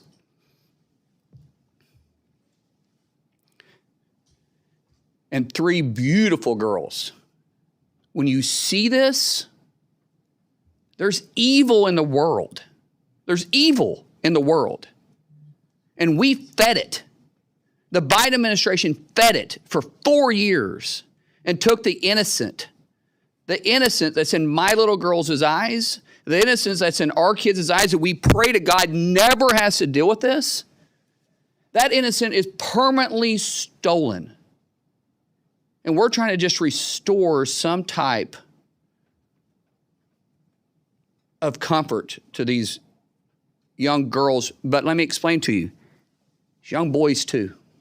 Unfortunately, we're seeing a rise of young boys being trafficked. And it disturbs you. Well, I go back to my point. Clearly, you're passionate about this, and I understand why. I'm dad of 6 as well, 3 boys, 3 girls. So I know exactly where you're coming from on that. And I can only imagine what you've actually seen. You can't unsee that. And obviously the biggest victims here are those kids and those little girls and even older girls being being trafficked and being Our punishments for these individuals isn't enough. that's I want to keep talking about that and what the punishment will be and has been for those people and there's a lot more to discuss there. And you're right, it was completely preventable. And for 4 years, we screamed off the top of our lungs about this, and this was the leading issue to fight against, and still is. So thank you for your passion on that. I have a follow-up question here real quick on the DeConcini Port of Entry, which is in Arizona in the Nogales area. This is a highly trafficked port of entry where I want to thank you and the Commissioner Frost for your response in my letter earlier this year and your commitment to working with GSA to prioritize this. If you have any idea of a timeline, I would love to hear that. And as I close in my last 30 seconds here, and we can talk about this timeline, and if I can just get a written response from you guys and what we're looking at, let me just close with this in my last 30 seconds. I'm a naturalized citizen. This year actually marks my 20th anniversary as a U.S. citizen. I became a citizen in 2006. So I know the process well firsthand. I know that because I was elected to Congress 16 years after becoming a citizen of this nation. No other country in the world would ever give me that opportunity. No other country in the world would ever give any of us that opportunity. And it's great to hear some of the perspectives of foreigners coming into the World Cup and seeing what we're all about. They especially get excited about the free refills, which is, I think it excites a lot of people here. But the American dream is alive. It's alive because it's been kept alive, first of all, for our veterans, but also for the men and women that keep us safe. In the process to immigrate, the process to become a citizen in U.S. CIS and what they go through, it's an overload of work. I know it well, again, because we went through the process. So while becoming a citizen is an incredible privilege and it should never be taken for granted, I valued every time, and whatever work my parents and myself had to do to become citizens, we'll do it 10 times over to do it again, because this is the best nation in the world, and I'd rather be here than anywhere else. So in terms of the efficiency, can you talk a little bit about, as you close, what your agency needs from this subcommittee in order to make the improvements necessary for the process of people immigrating here legally and becoming citizens? We are improving the bureaucracy and the redundancy in the system, but there is, as you said, there is a way to become legal. If you choose not to do that, you're making a conscious decision. And I can't help you on that situation. If you don't want to become a legal citizen, there's a way to be in this country legally, but you have to follow the laws that Congress passed and that we enforce. I don't pick and choose, I enforce. But there is a right way to stay in this country, and there's a right way to become a citizen in this country, and you can't go around that. There is more that we need. We've been working for immigration reform in this body. Really, the last time it was done, it was in 1959. Why was the last time it was done in 1959? Because we make politics out of it. It's the right, it's the left. It's the Democrats, Republicans. One party is in charge and the other party doesn't want to help, and the other party is in charge, the other party doesn't want to help, and there's no common ground, but yet we always talk about them. I'm out of that game now. I just simply enforce it. But then we start playing games with which laws you want me to enforce and which laws you don't want me to enforce. If you don't want me to enforce the laws, then pass a law to say that that law can't be enforced. That's fine. Until then, I'm going to enforce the laws. Thank you, sir. And see you in Arizona soon. Yes, we will make that. We'll make that happen. We'll put it on the list. Thank you, sir. Thank you, Mr. Chairman. You're back. Thank you. We're going to have a committee remedial timekeeping class next week sometime for certain members of the committee. Sir, it's called a gavel. Well, actually, that's interesting talk coming from a guy from the Senate who hasn't done an appropriations bill since Christ was a corporal. I had that one coming, sir. Madam Ranking Member, the floor is yours. We'll pay no attention to the remediation session, Mr. Chairman. I do appreciate, Mr. Secretary, your concern about the lost children, but I also want to remind people that let's not forget what was a Trump administration policy initiated by Stephen Miller, which was to let us separate children from their families at the border, because this would be a way to curtail or to stop immigration, separating children from their families, how to hurt them the most. I asked and had a phone conversation with Secretary Azar at the time. I know I was in my living room with my a 2-year-old grandson on my lap trying to have this conversation. And I asked him if there was a way in which he had a list of how you could reunite children with their families. And he assured me that we did. You know, when you take your clothes to the cleaners, they give you a tag, and you then go back and you retrieve your clothes. When you get luggage, you go and get your luggage is returned. Well, I wish the Biden administration would have done that. Let me just say this to you, sir. Again, it is my time. 3,900 children were separated from their families. 450,000 kids were lost during the Biden administration. You Secretary, didn't say a word Mr. about it. Secretary, do not interrupt. Don't you point your finger at me. Don't I be a will hypocrite. point my finger Don't you be at a hypocrite you. then. Then you be as 3,900 you should be kids. as upset about the 450,000 kids that upset. were lost. And You didn't say a word about it. For 4 years, you never said a word. Mr. Secretary, Could you put him in his place for don't yell at You me. should I'm be the put in good your guy. place.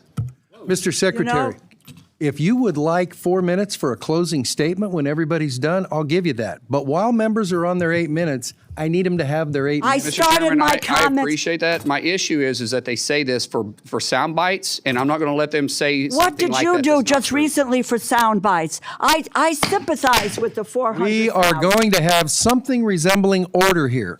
The time is the ranking members. If you would like to respond later on, there are methods to do that, but it's not a who can talk louder into the mic. It's not. So you are recognized. Thank you very much. I will not let her Mr. sit there and lie and accuse something this ridiculous. You know- This is the legislative branch, and it's my hearing, and so I'm going to try to some extent to control it moderately. And do Thank you. not accuse me of lying. Do not. Then don't. I do not. I appreciate, and I said to you at the outset, there's concern for children across the board. We care deeply about what's happening to children. And I went to the border and I watched children in those fenced-in places years ago and what was happening to them. So I have a long history, Mr. Secretary, in this area. 3,900 kids were separated. Secretary Azar told me he had a way to reunite them.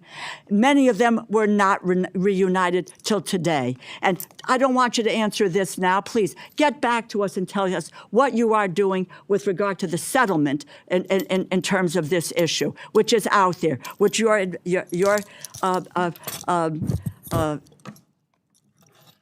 department needs to come close to. I'll make a statement to you again. But this is fact from the bill, Mr. Chairman. The bill that the Republicans have proposed for funding the Department of Homeland Security cuts cybersecurity budget by more than $250 million. It cuts the TSA by nearly $350 million. And the Trump administration is openly advocating for privatizing TSA while trying to eliminate their collective bargaining rights. We all know what happened earlier this year. TSA workers endured the longest government shutdown in history. There was a lot of discussion and talk invoked about the long lines and the use of leverage to force through a Homeland Security bill without any reforms to what were critical ICE and CBP reforms that were necessary, that the American people wanted and were clamoring for. They didn't want to continue to see masked marauders on their streets with just harassing people. Congress eventually passed my legislation that paid TSA workers, funded FEMA, CISA, Secret Service, and the Coast Guard. And today, and it took you 79 days on the Republican side to make that decision to pay these people instead of just talking about paying this. The administration continues to attempt to walk away from the collective bargaining agreement with TSA workers, something that the federal courts have now twice said is illegal. Indeed, your testimony frames the attempt to force over 200 smaller airports in this country into a new security structure as a setting.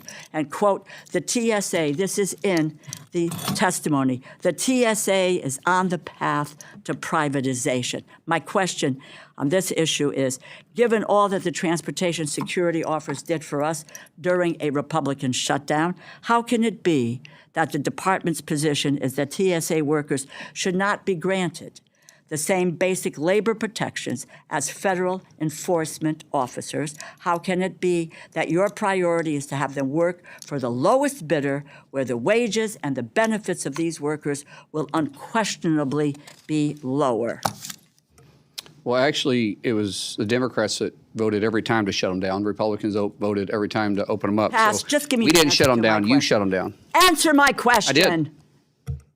What are you doing? Why are you moving? Ma'am, I answered your question. You were the one that shut them down. The Democrats shut down. How many times did you vote to shut them down? Why? You know, these people come to us to get funding for the work that they do, and we ought I'm to take actually a look at factually the work correct. that they don't I'm do. factually correct. The work You that they voted don't to do. shut them down. Republicans voted to open them over and over and Well, over what again. the Your vote Republicans clearly finally stated did- that you voted to shut us what they down. finally It did- wasn't until it became Madam popular. Ranking And then, by the Member. way, ICE agents came there and helped bring the Mr. lines down. The Secretary. same people that you also kept shut down for Mr. 115 Secretary. days. I'm answering the question. No, you I thought didn't, you said Mr. you answered it. Secretary. The floor is hers. My dear, Actually, I gave it to her. You know, there is a chairman of a committee. That's me. I gave it back to her. this tells She's you got it. something about who these folks are. And have everybody another on this question, Madam panel. Ranking Well, Member? yeah, no, I do, but I didn't get an answer to a question. So the How record can will it so be- reflect. Thank Please you. ask your next Okay, question. and I will. This has to do with FEMA. Simple question. And I want to start where I left off with Secretary Noem last year. FEMA. Simple yes or no. Do you support eliminating FEMA? Do you support eliminating FEMA? There's portions of FEMA that Do need you to be back in support state. eliminating There's no yes FEMA? or no question on that. There's Do you portions that need to go back to support the state. eliminating FEMA? The record will reflect the That response. is The record will reflect the that response. he was- Is there another supports question? it. Yeah, because let me just say, in April of 2025, the Trump administration prematurely, I'm glad we got that answer, because the poor gentleman who came before, it may have been with you, Mr. Chairman, that came before our committee, and I asked him this question, and he said, because Secretary Noem said, yes, she and the president wanted to eliminate FEMA. The gentleman said that he said it should be reformed, and the next day he was fired. Let it show that the secretary believes that we should shut FEMA down. I never April said that. 2025, the Mr. administration. Chairman, I never said that. The administration prematurely, The record will unlawfully reflect what you did and didn't ended say accurate. FEMA's BRIC program. He intentionally halted roughly 2,000 active infrastructure and disaster mitigation projects across the country, including one in downtown New Haven, Connecticut. A coalition of 22 states and D.C. sued FEMA. A federal judge ruled in favor of the states in December, mandated that FEMA restore the over $3.6 billion in canceled funding. At the beginning of March, the judge had to order FEMA to comply with that ruling. 3 months ago, the day after you took over as secretary, FEMA formally announced a, quote, new and improved BRIC program. Yet, almost all of these communities are still waiting for their BRIC funding to be restored. Tell me, Mr. Secretary, when can communities with halted projects expect to receive their BRIC funding? We actually restarted that when I first came in, and we did 24 or 25 of them. So You've done 24 of the 25 Yes, of the ma'am. 2,000. I mean, let me clarify that. So Please. 2024 and 2025, they sent out the notice of notification so everybody can now submit, and those projects that were already submitted for those times period will be How many projects reevaluated. are there? We can get you the details. Please, there were 2,000 that we started with were, The secretary also provided direction for 2026 to get the NOFOs out on that, and that'll come out sometime in September. The secretary has done more to get that. I do not need your, you do not need to. I just want to make sure you're clear. Well, please. Okay. Spare us, just give me the facts. Just give did. me the numbers. Let me just conclude, Mr. Chairman, and thank you. I would like to work in an open and transparent way, because that BRIC funding for New Haven, Connecticut, which I probably will not get because I'm in a blue state, that the BRIC funding for New Haven, Connecticut is important, which is why we support the programs, bipartisan support for the BRIC program. So please, let's get the NOFOs out as quickly as possible and get the money to the communities that need them. My final comment to you is, I'd just like to go back a second. We need to go back to the issue of deaths in custody. It doesn't do anyone good to deflect, talk about what's happening in the criminal system in Illinois or in Oklahoma.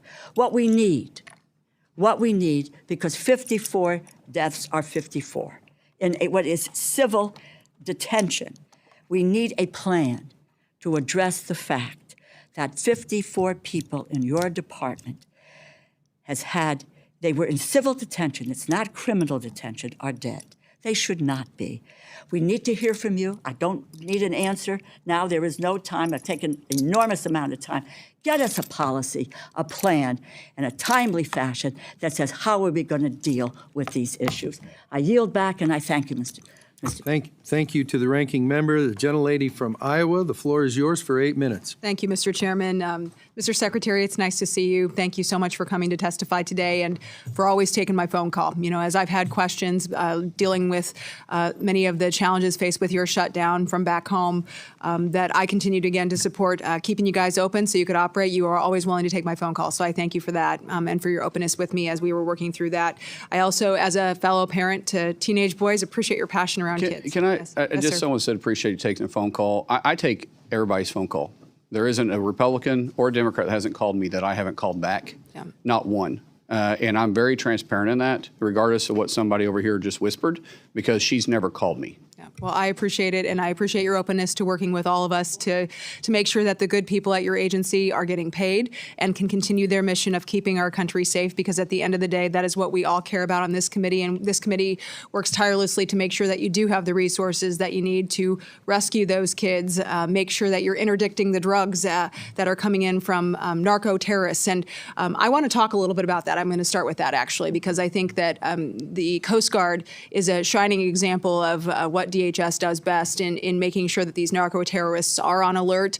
They should be afraid. And you have interdicted through Operation Pacific Viper.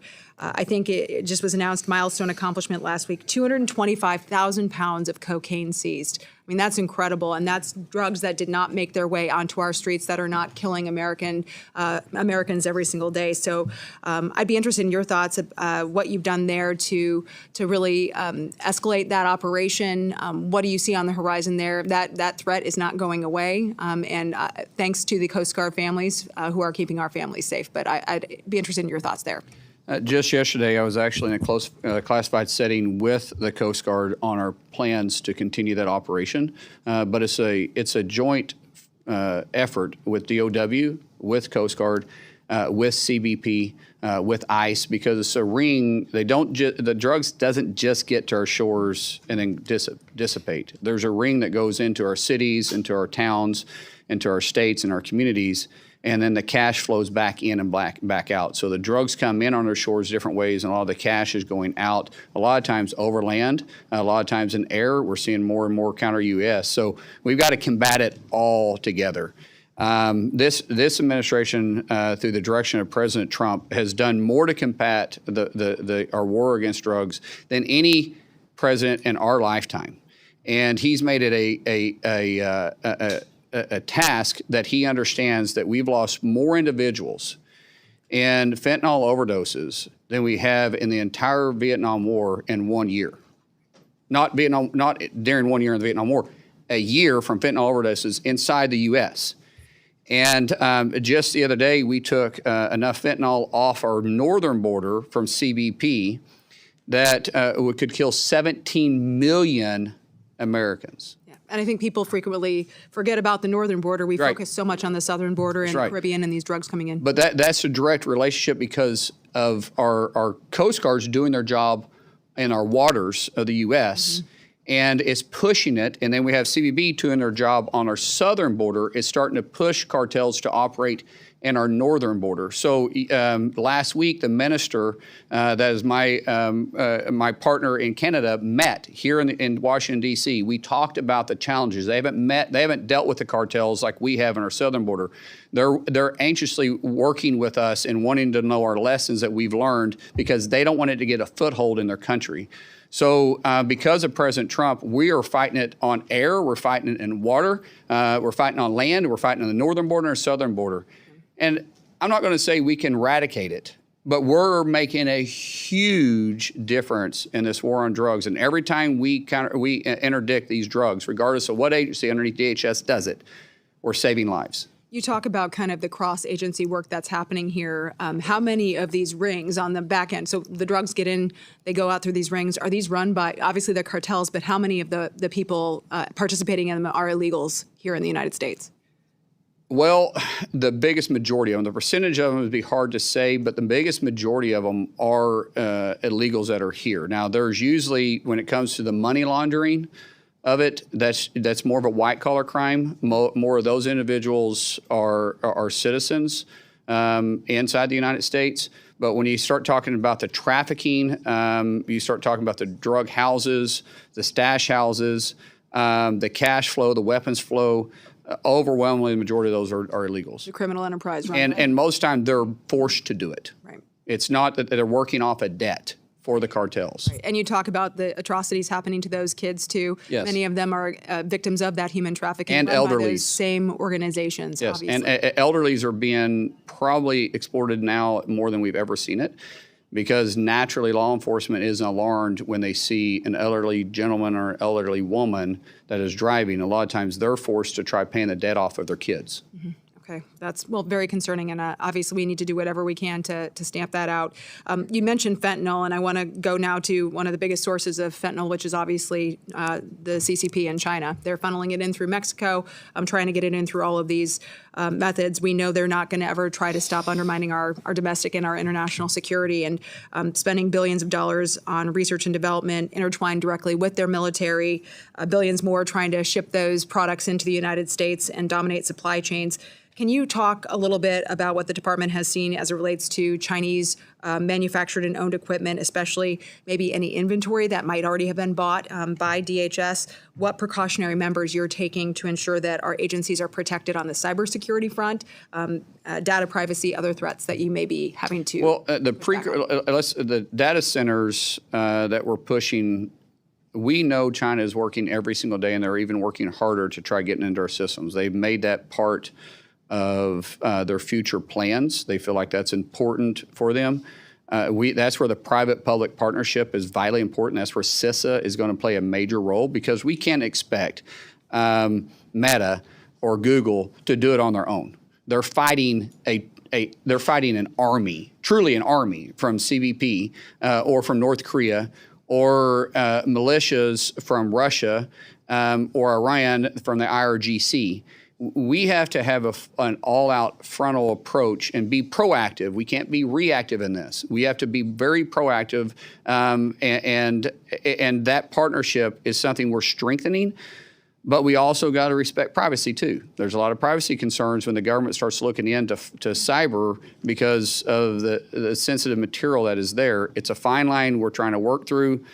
It's difficult. We're going to have to come to Congress for help on that, because we're going to need clarification, I believe, with the new technology that's coming out and the new way that they're entering into our systems, that we're going to need new clarity on how far CISA can go. We'll certainly look forward to working with you and the agencies, relevant agencies on that. Want to talk a little bit to wrap up my time on CBP. Obviously, their role is not just keeping our borders safe, but it's also making sure we're interdicting bad things coming into our country, including counterfeit products and things that are going around our trade laws as well. I have a piece of legislation, the Protecting American Industry and Labor from International Trade Crimes Act. We call it PALE. Just passed through judiciary unanimously just a few weeks ago, and this would help make sure there are additional resources to DOJ and CBP to make sure that they can actually hold these bad actors accountable. So I'd just be curious, like what role CBP can continue to have in making sure we're eradicating transnational shipment and some of these other malign practices used by the CCP and other actors as well to try to undermine American jobs. First of all, the best thing you guys did was give us continuous funding for 3 years, because we can really set out missions and force ourselves to look at technology of today, not just what we can spend in a fiscal year. So it really does help tremendously. The biggest thing that you guys can do is continue to work with us on updating the policy, on what it is that you're wanting us to look at. Meaning that if we're seeing a ring coming around, sometimes because we have trade agreements with these individuals, and they're, as you know, they have stuff that we're sanctioning from one country, they break it down into small parts, and then they assemble it in a different country, and when they assemble it and then it comes in, we need to be able to go back farther in that. And there's only so far CBP can do, because we can only enforce it when it hits our shores, not when it's outside. So there's some areas that Congress can really help us on saying that the percentage of it or all of it has to be built, has to be manufactured, not just assembled in those countries. That would be very helpful to us. All right. Thank you, Mr. Secretary, for coming today. Mr. Chairman, I yield back. To the gentleman from Washington State who was here from the beginning, the floor is yours for 8 minutes. Thank you for your generosity, Mr. Chairman. Secretary Mullin, good to see you. Let me just follow up with what Ms. Hinson was saying. You do return even my calls and my texts. Sometimes it's late in the night, but I appreciate the response. I really do. I wanted to start by acknowledging some of the incredible work and, can I say, commitment by ICE to crack down and deport convicted illegal criminals. We had a case last month at ICE Seattle arrested a man that had a lengthy criminal history, including 2 felony convictions of raping a child, and it was awaiting deportation. And I just wanted to bring that up and say thank you. That's the efforts that are keeping our communities safe. First thing I want to talk about is the visa and H-2A petitions. At the end of April 2026, USCIS reported a net backlog of all USCIS cases at 7.23 million cases. An increase of nearly 70% from the beginning of the administration before your time, with the expectation that additional vetting requirements may even further strain those processing times. Could you describe how DHS is allocating personnel and resources to address this backlog and ensure timely adjudication of applications? Yeah, unfortunately, we're having to go back through and re-vet a lot of people that was given asylum or given visas underneath the previous administration because they didn't do any checks. So we're building systems in right now to be able to do that through an automated system. We're bringing up the first one in 30 days. That's going to be specifically for the backlog of DACA, which DACA doesn't give you, status in the United States. It just is a term that Congress never ratified, but we put in place, but it still allows you to apply for a work visa, but it doesn't give you status. That we're going to deploy the first one in 30 days, and then we think we'll be able to get caught up in a very fast time. But we're having to build the automated systems because it's just not possible for us to go through one by one. But because we're going through there and taking a deeper look at all this, we've been able to arrest over 1,900 known terrorists that were given status underneath the Biden administration inside the United States. Over 1,900. These aren't suspected terrorists. These aren't terrorist watch lists. These were terrorists that was just issued because there wasn't any really checks and balances put in place. And so it's real work that they're doing, but we are building a system to be faster at it. And the technology that we have, the private-public partnership we've been talking about a lot, is helping us get there. Good. So on a related note, I appreciate the agency's follow-up to a question that I actually submitted, if you remember, Mr. Chairman, when Director Edlow testified regarding the adjudication and processing time specifically for H-2A petitions. The response indicated that there was no backlog for H-2A petitions, which, thank you, that's a welcome update. However, it's a 15-day turnaround. Once it gets cleared, it's 15 days. Well, what I was going to ask, the response also indicated that the processing times in 2026 so far are notably longer compared to previous years. So just looking for your commitment that you'll continue to support the agency's efforts to expedite these petitions. As you know, timing is critical for agriculture. And will your budget ensure that sufficient resources are dedicated in order to carry out those responsibilities? So I had a briefing on this 2 days ago. Yeah. And our turnaround on those visas are 2 days or 15 days, especially if they're known. A lot of these agricultural workers are known. They come back and forth. We see them every time. We can repeat them, and the largest percentage of those are. We're also looking at the dairy issue. Right. Thank you for that. And because it's not seasonal. So we think we got a path forward to fix that issue finally. We've asked Congress for clarification, but anytime you ask Congress for, I'm not beating up on you guys. I sat there too. So I'm just saying anytime we ask Congress for anything to try to do with immigration, it gets just politicized. So, but we think underneath statute, there's a way for us to move this and make it work. We're still going through it. We're still getting legal opinion on it. We don't want to do anything but I don't think you guys would really get upset if we did it, but I want to make sure we're legally able to do it. But as of 2 days ago, we're 15 days on turnaround on those. Once they're finally submitted correctly, we have a large percentage of them that are not entered correctly. And what I've asked CIS to do, USCIS, is to say, why can't we move this to a system that you can't submit the paperwork until it is filled out correctly? You know, if you do DocuSign or you do any of this stuff online, what you've got to go and accept, they won't let you move forward. The technology is there. We just have to adapt it in a way to be able to make it interface friendly with the public, with the general public, to be able to make it more efficient. So we're doing a test program on this. We're actually trying to build an app. This is new this week. I briefed the president about it this week, and the president loved the idea. We're also, because some of these visas that we work with, these programs go through Commerce. Howard Lutnick and ourselves, our teams are working together to try. I don't know how long it'll take. It'll take a little bit to build it.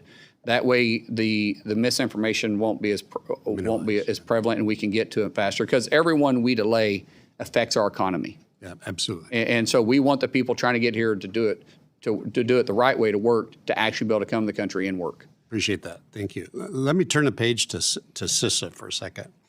It was already referenced the longest shutdown in history. When Director Anderson testified before this committee, I asked him about CISA's ability to identify, to mitigate, address the cyber threats from adversaries like Iran, like China, talking about critical infrastructure.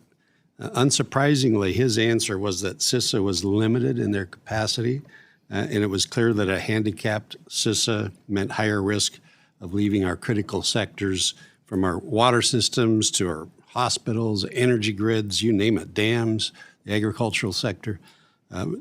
They're all vulnerable to cyber threats. So does the budget sufficiently provide personnel and resources that are going to be necessary to ensure that CISA is equipped, that they can tackle the potential cyber attacks from those adversaries that target those critical sectors of our economy? I do believe, as a secretary, I say, no, we always need more money. Truth is, we actually have the resources we need.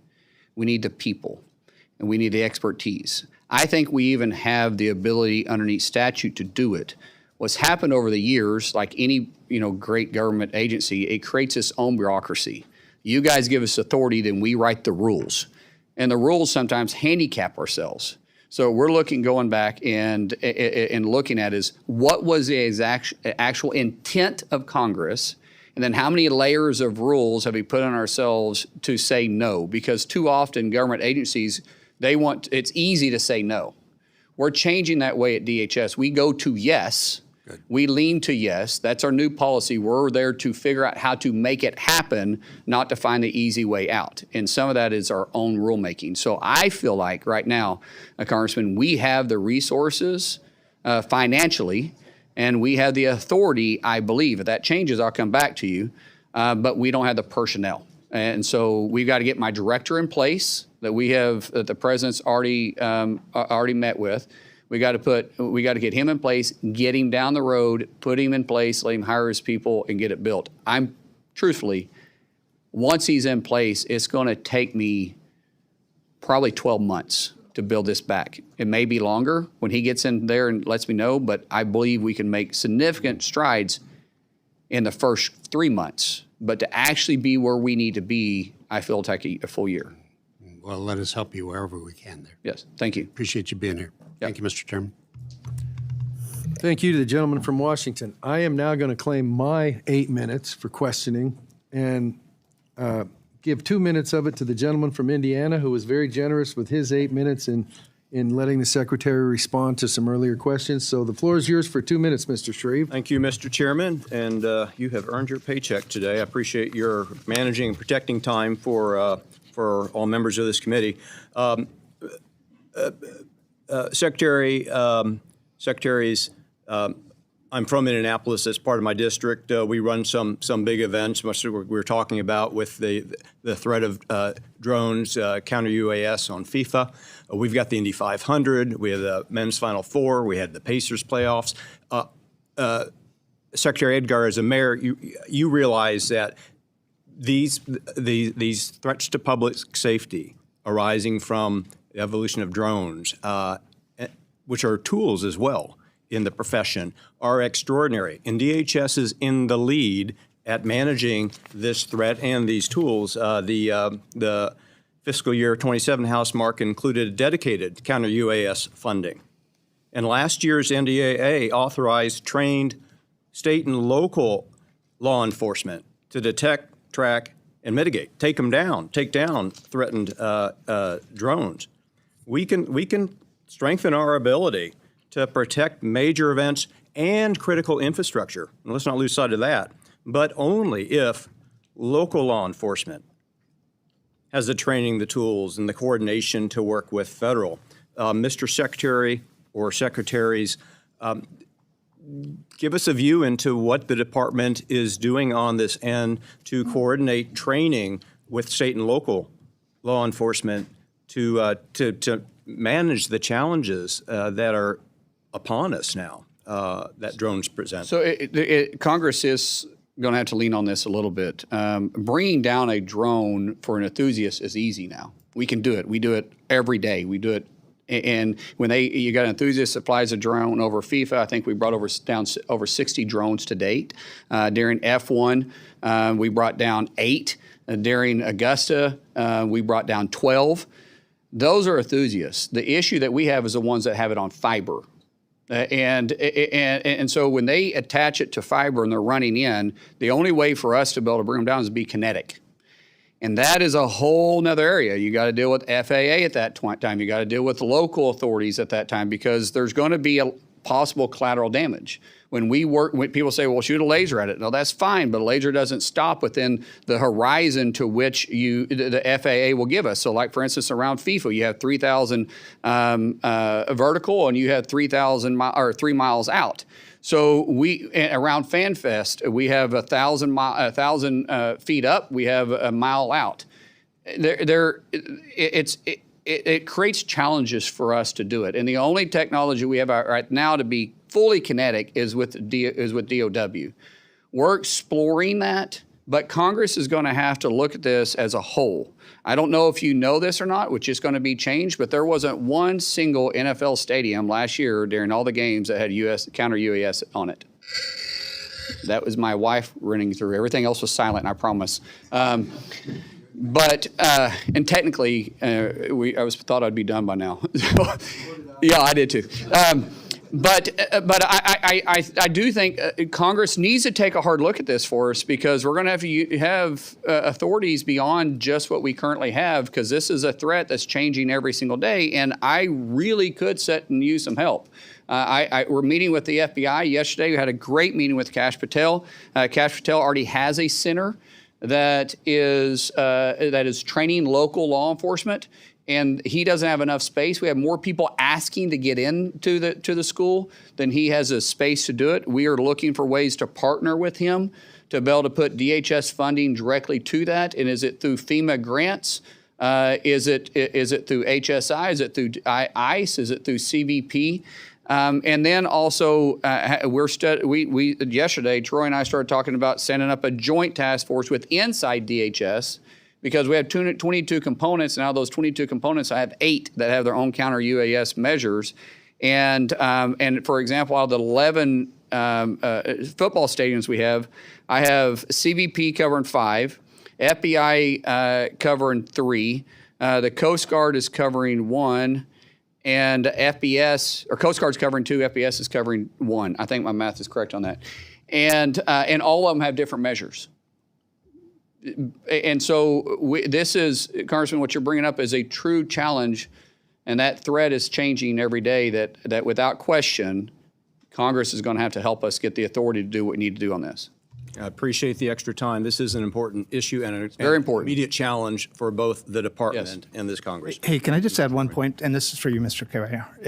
When I was down at RGV, just to give you an idea of the scale at the border, same problem. Just from the beginning of this fiscal year till yesterday, they had 11,000 drones basically registered at the border.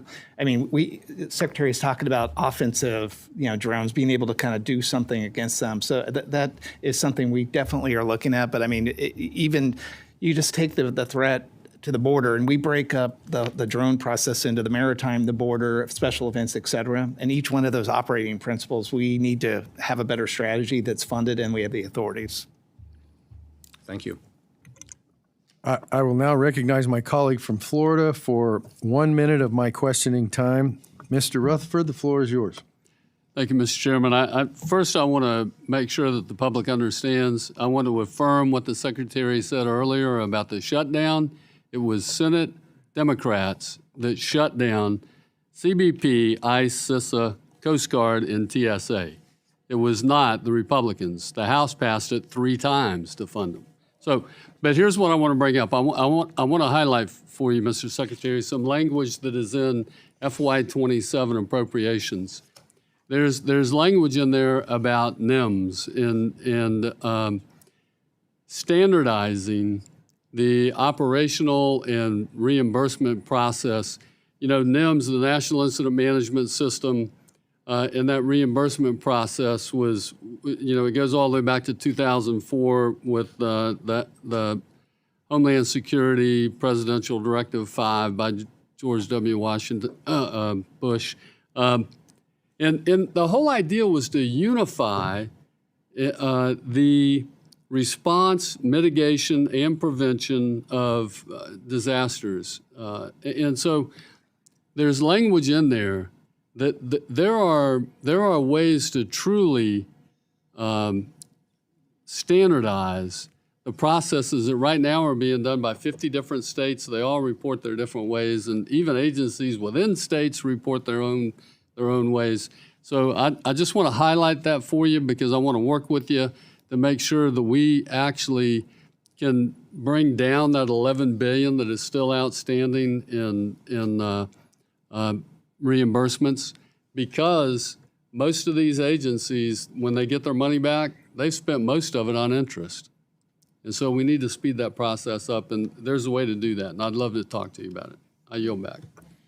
Thank you to my colleague for yielding back with 8 seconds left of my 8 minutes. I'm the only guy to yield back any positive minutes in this whole operation, and I'm damn proud of it, as well I should be. I am going to just very briefly, because Mr. Secretary, your wife's calling, everybody else got other stuff doing. I'm guessing that nobody said, oh yeah, about 12:10, 12:15 ought to wrap it all up. But before you got here, I'm going to say that again. Before you got here, the DHS congressional relationship, as far as information sharing, to put it kindly, was terrible. I'm not editorial. I'm just saying not good.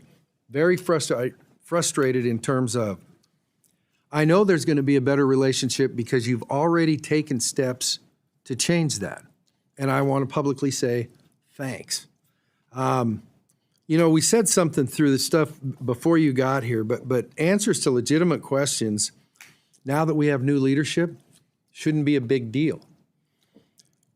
We said something to everybody who came before the committee while you were still in the Senate, said, we won't surprise you, don't surprise us.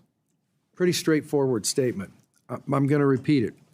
For get-back questions that members have submitted, and I understand you guys got a mission or whatever, it doesn't revolve around what happens in this room or someplace in your own neighborhood or that other sort of stuff. Please be responsive. You get to define what responsive is, but if it's like, hey, we're not going to get a response to your letter back to whatever, have somebody call up and say, here's where we're at, here's something other than, so I don't have people calling me saying they won't talk to me, because then the ball's in my court and I have to try to penetrate it in that. All past history stuff. So anyhow, just so we kind of get where everybody's coming from. There may be additional questions members provide in writing. We ask you to respond to those in a timely manner. I want to thank you for being here today. I know it probably wasn't tops on your list of things to do on a Thursday, but in total fairness, it probably wasn't tops on anybody's list.